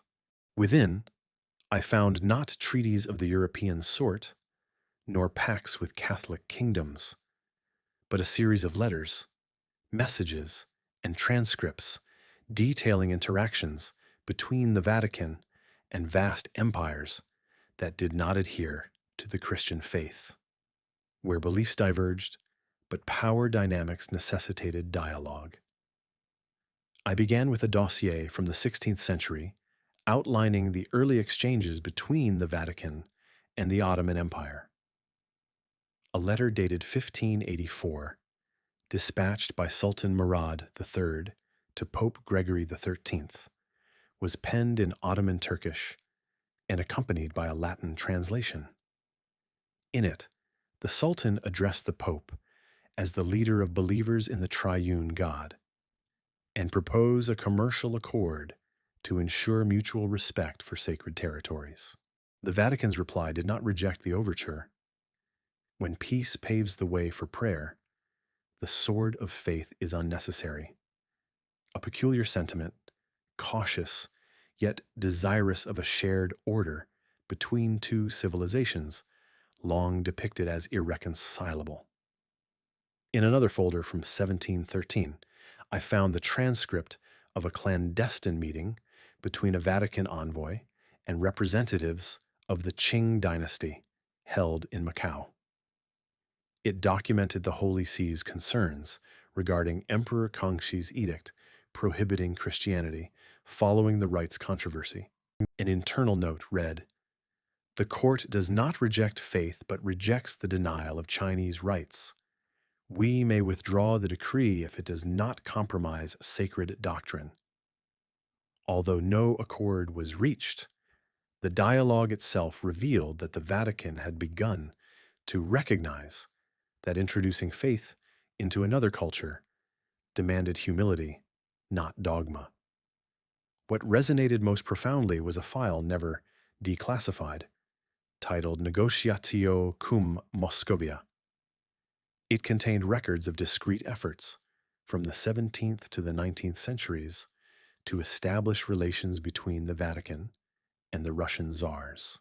In a memo from 1860, the Vatican observed that the Russian Orthodox Church had become an instrument of imperial authority, and that without dialogue, reconciliation between the churches would remain unattainable.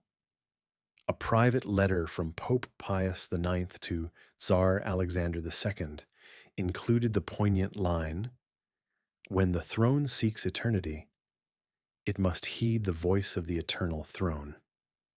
There was no response, yet the Vatican persisted in its correspondence. In a document from 1902, the Vatican recorded contact with a Japanese scholar representing the imperial court.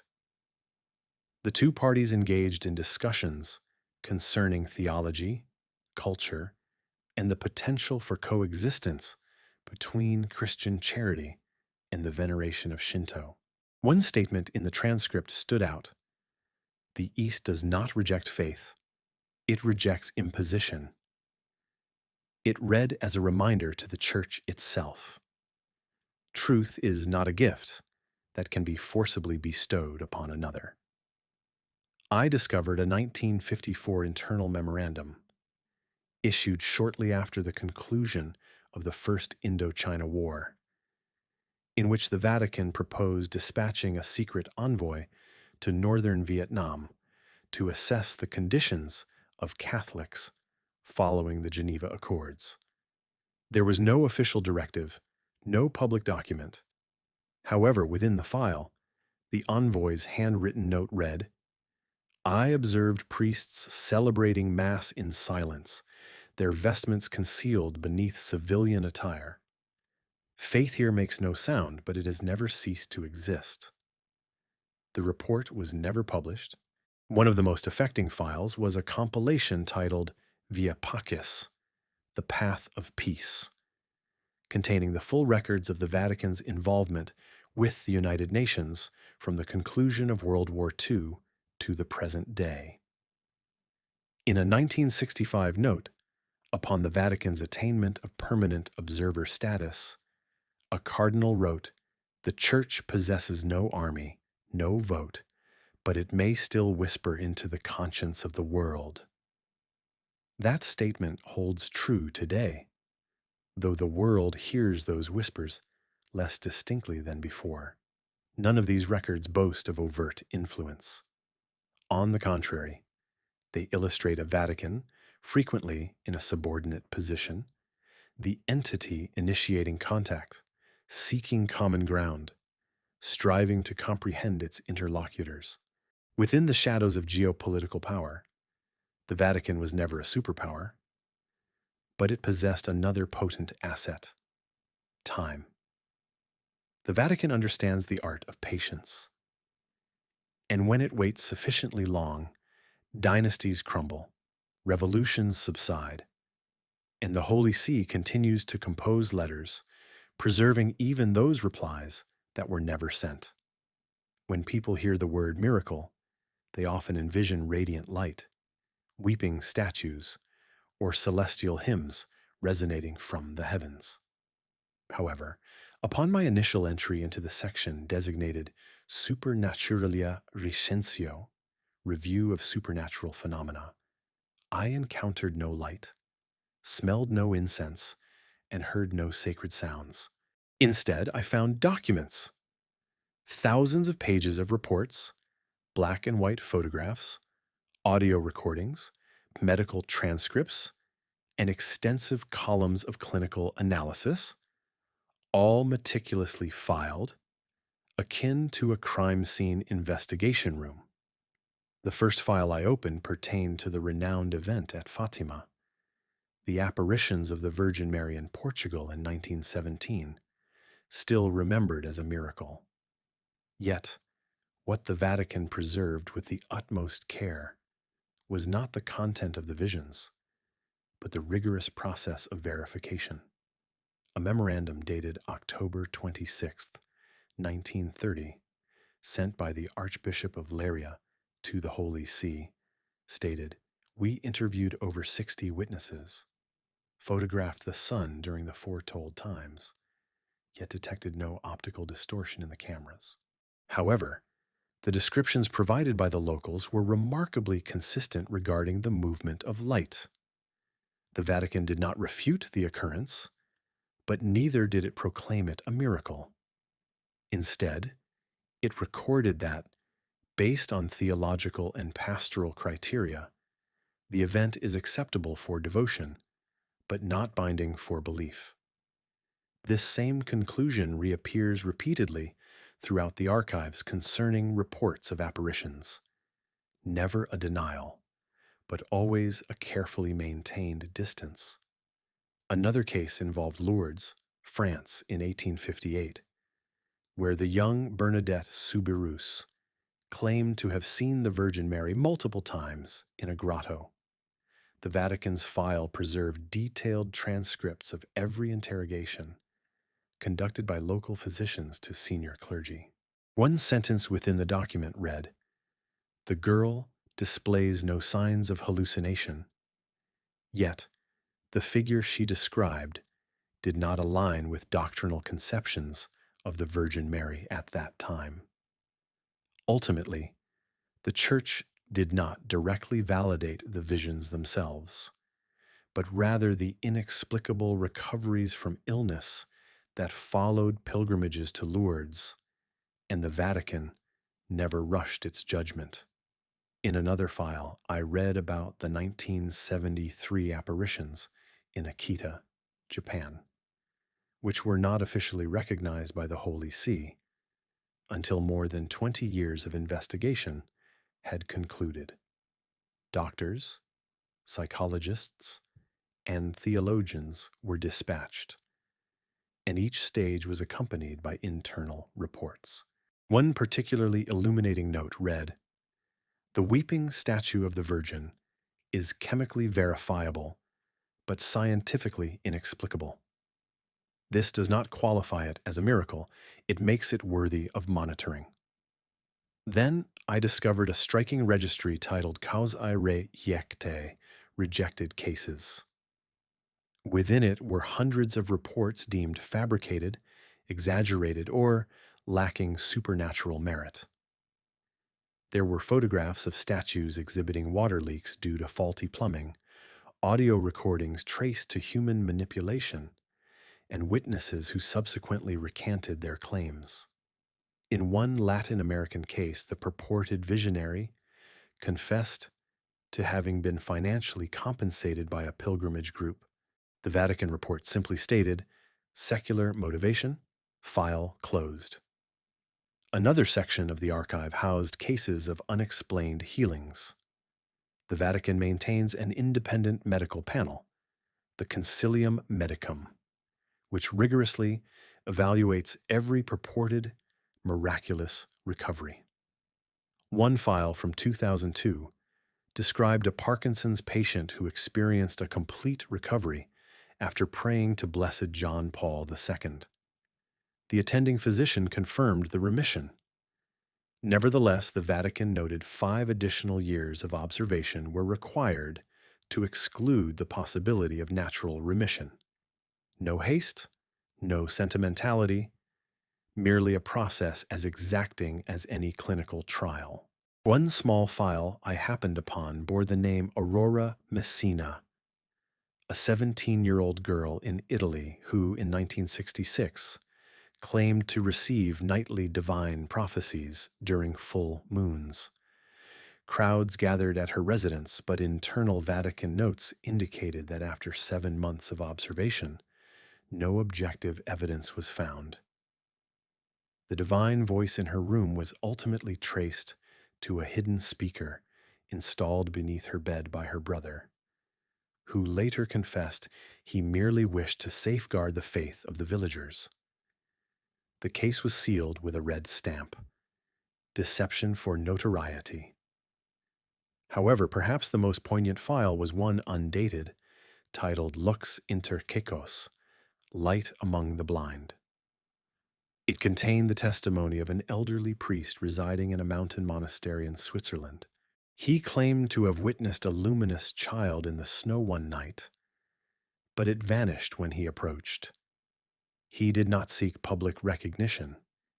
He simply requested that the Holy See record his account, so that if anyone else ever experienced something similar, they would not believe they were experiencing madness. The Vatican neither rejected nor affirmed his account.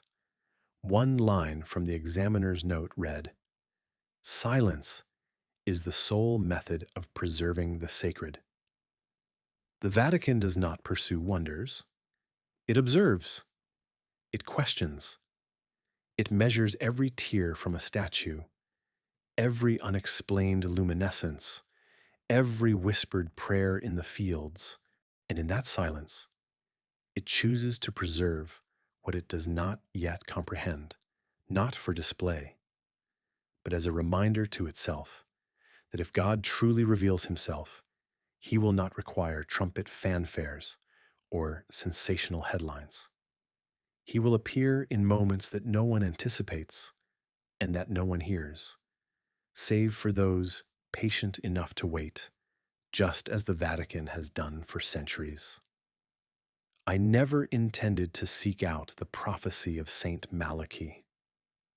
Within the Vatican, the mention of that particular name often stirs more unease than veneration. Yet, during my exploration of documents pertaining to early 17th century ecclesiastical gatherings, I discovered a slender folder concealed within an unrelated collection. Its cover bore a solitary inscription: De Prophetia Malachi, unpublished version. Inside, I found a handwritten manuscript dated 1595, the very year Father Arnold Dewan first published the prophecy in his work, Lignum Vitae. The Vatican's decision to preserve this document stemmed not from conviction, but from a desire to track its dissemination. A marginal annotation by Cardinal Baronius noted, "The populace is captivated by this prophecy as if it were a fifth gospel, but faith founded on dread is not faith." The prophecy attributed to St. Malachi is believed to have been penned by the Irish Archbishop Malachi O'Morgare during a pilgrimage to Rome in 1139.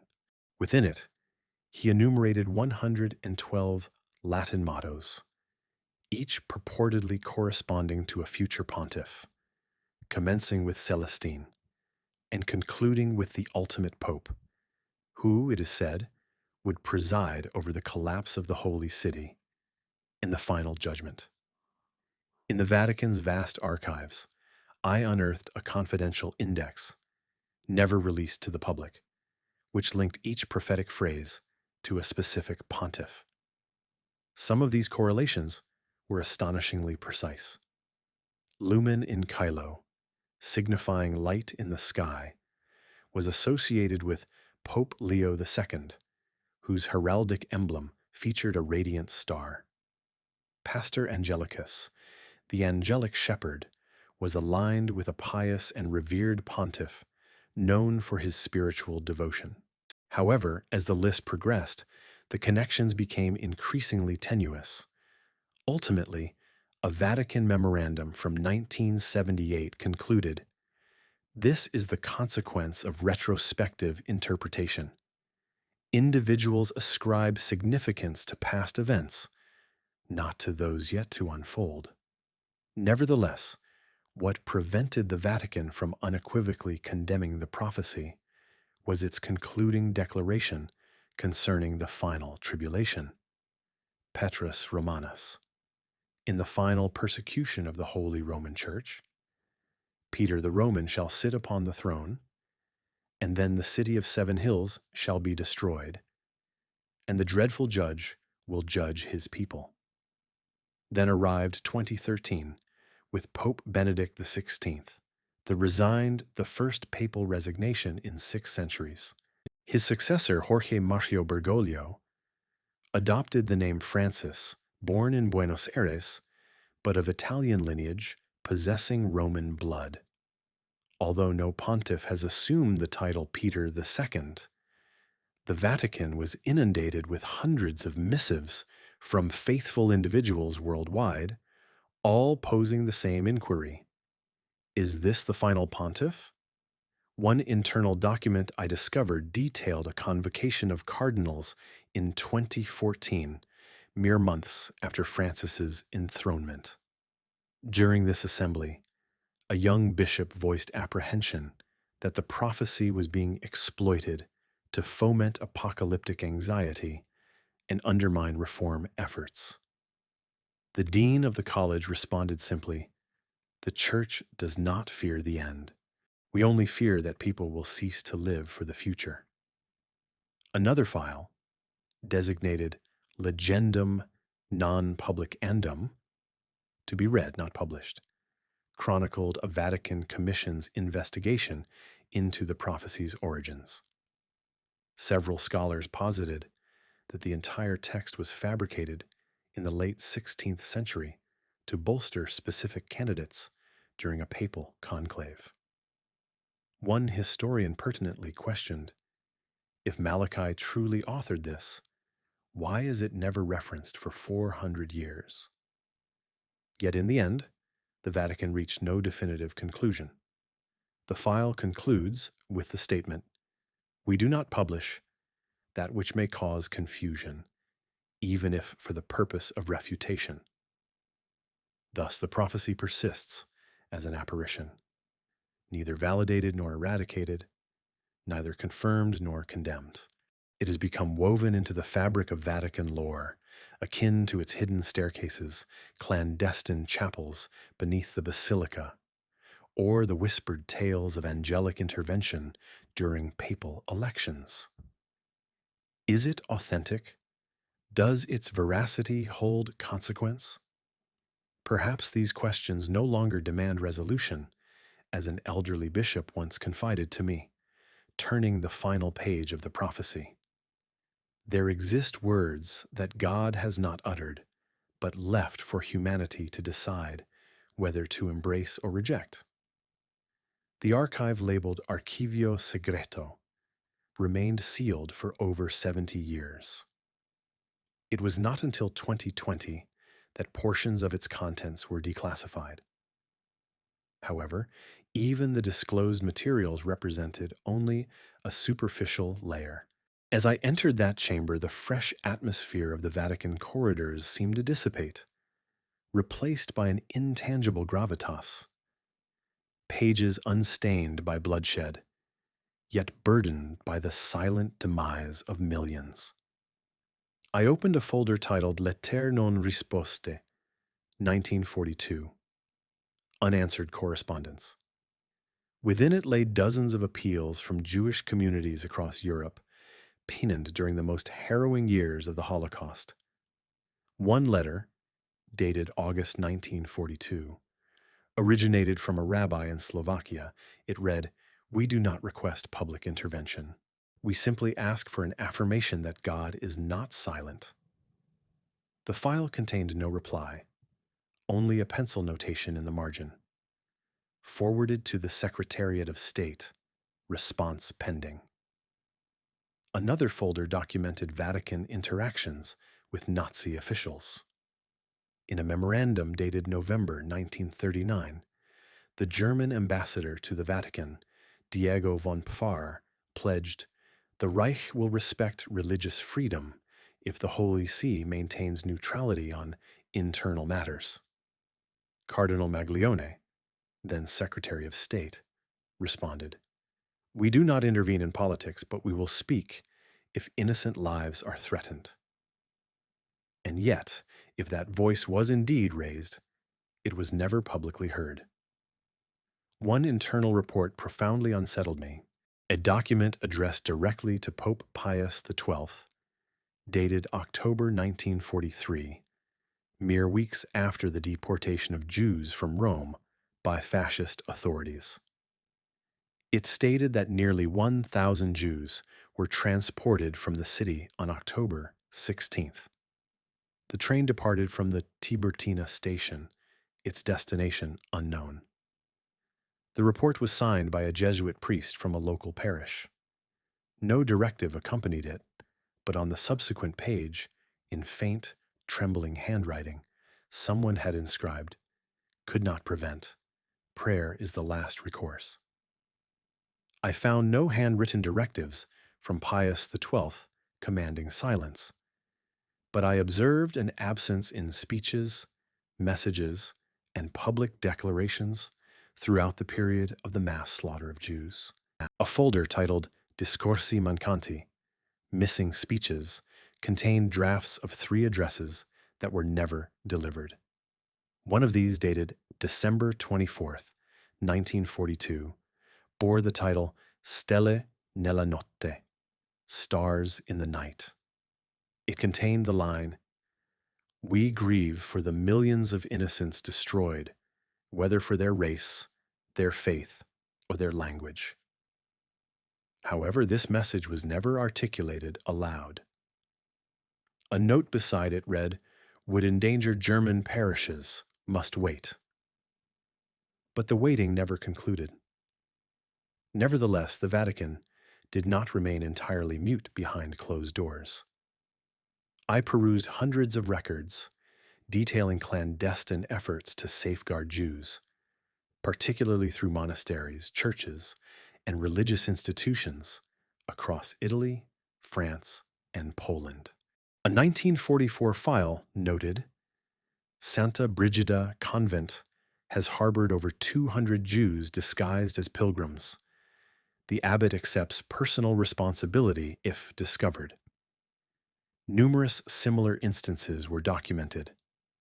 Yet, no public statement from the Holy See acknowledged or protected these actions, as a single utterance could have exposed hundreds to the light and to their deaths.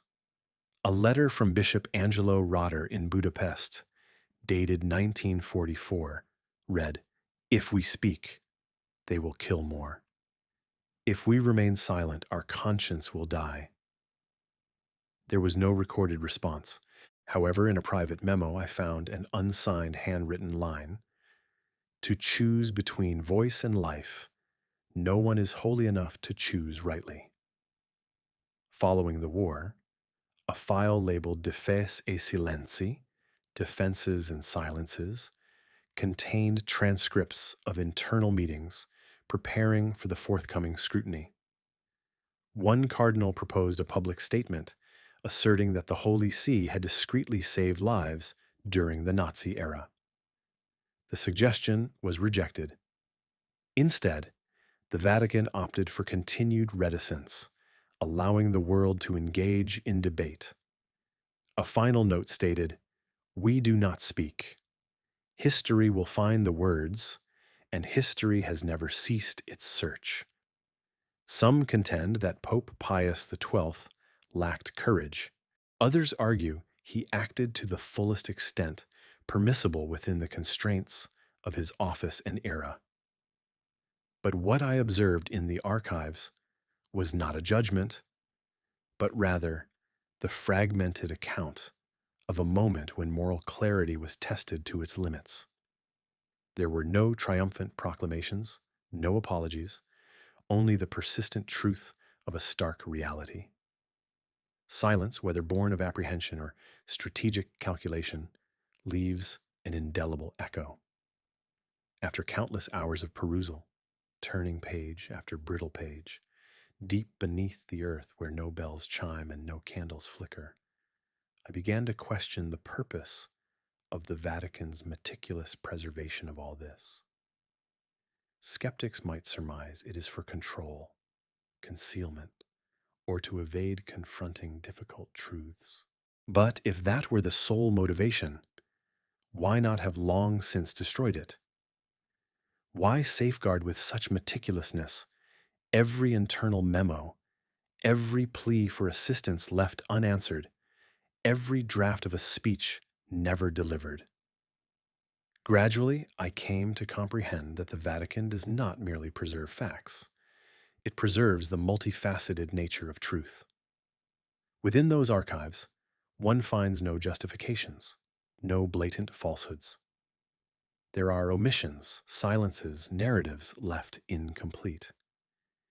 Yet there are also voices, once relegated to the footnotes of history, questions that were never permitted to resonate, and small, quiet acts that saved hundreds of lives without seeking recognition. The Vatican understands, perhaps better than any other institution, that a truth disclosed at an inopportune moment can become a weapon. Consequently, they choose to hold it, not for manipulation, but in anticipation. They do not hasten to unveil every revelation simultaneously. Their belief is that each generation should only absorb what it is prepared to comprehend. And this, however challenging, represents a form of responsibility. I still recall the chamber at the far end of the western corridor, a modest room behind an old wooden door bearing the Latin inscription Veritas temporis filia est, meaning truth is the daughter of time. Inside there were no files, only a wooden desk and a blank ledger. The elderly archivist whispered to me, "This is where questions cease. Only listening remains." I sat there, not to record, but to silently revisit every chapter I had encountered. From confidential meetings with emperors to clandestine, artistic creations, investigations into miracles, the Vatican's silence during World War II, the roles of women, of science, of rituals never performed, all flowing like an unseen current through millennia. I departed not with definitive answers, but with a profound conviction. The Vatican archives are not a repository of buried truth, but a sanctuary where truth is shielded from oversimplification. Truth does not always offer solace. At times, it reveals pontiffs who harbored doubts, saints who faltered, and angels in paintings whose countenances reflect apprehension. Yet, it is this very kind of truth that, if it endures, allows faith to achieve genuine maturity. And perhaps this is why the archive continues to open, not in accordance with the march of history, but in step with the collective human conscience. When we possess the fortitude to confront the unvarnished visage of faith, then the doors of the Vatican will swing open, not with a key, but with a quiet receptiveness to understanding and to absolution. I did not depart the Vatican feeling as though I had exited a fortress of secrets, but rather a sanctuary awaiting a return, not for adoration, but to attune oneself to history, to memory, and to one's inner being. If what you have just heard resonates as more than a mere narrative, if it feels like a quiet opening to something profound, if you believe that truth is not always apparent on the surface, and that silence can, at times, be its own eloquent form of communication, I urge you to consider supporting this channel by clicking the subscribe button. This is not merely to accompany us on our future explorations, But to help sustain this form of in depth storytelling in a world saturated with clamor, your singular subscription is akin to a candle illuminated amidst the shadows of an archive, replete with recollection and quietude. Thank you for listening with patience and with heartfelt attention.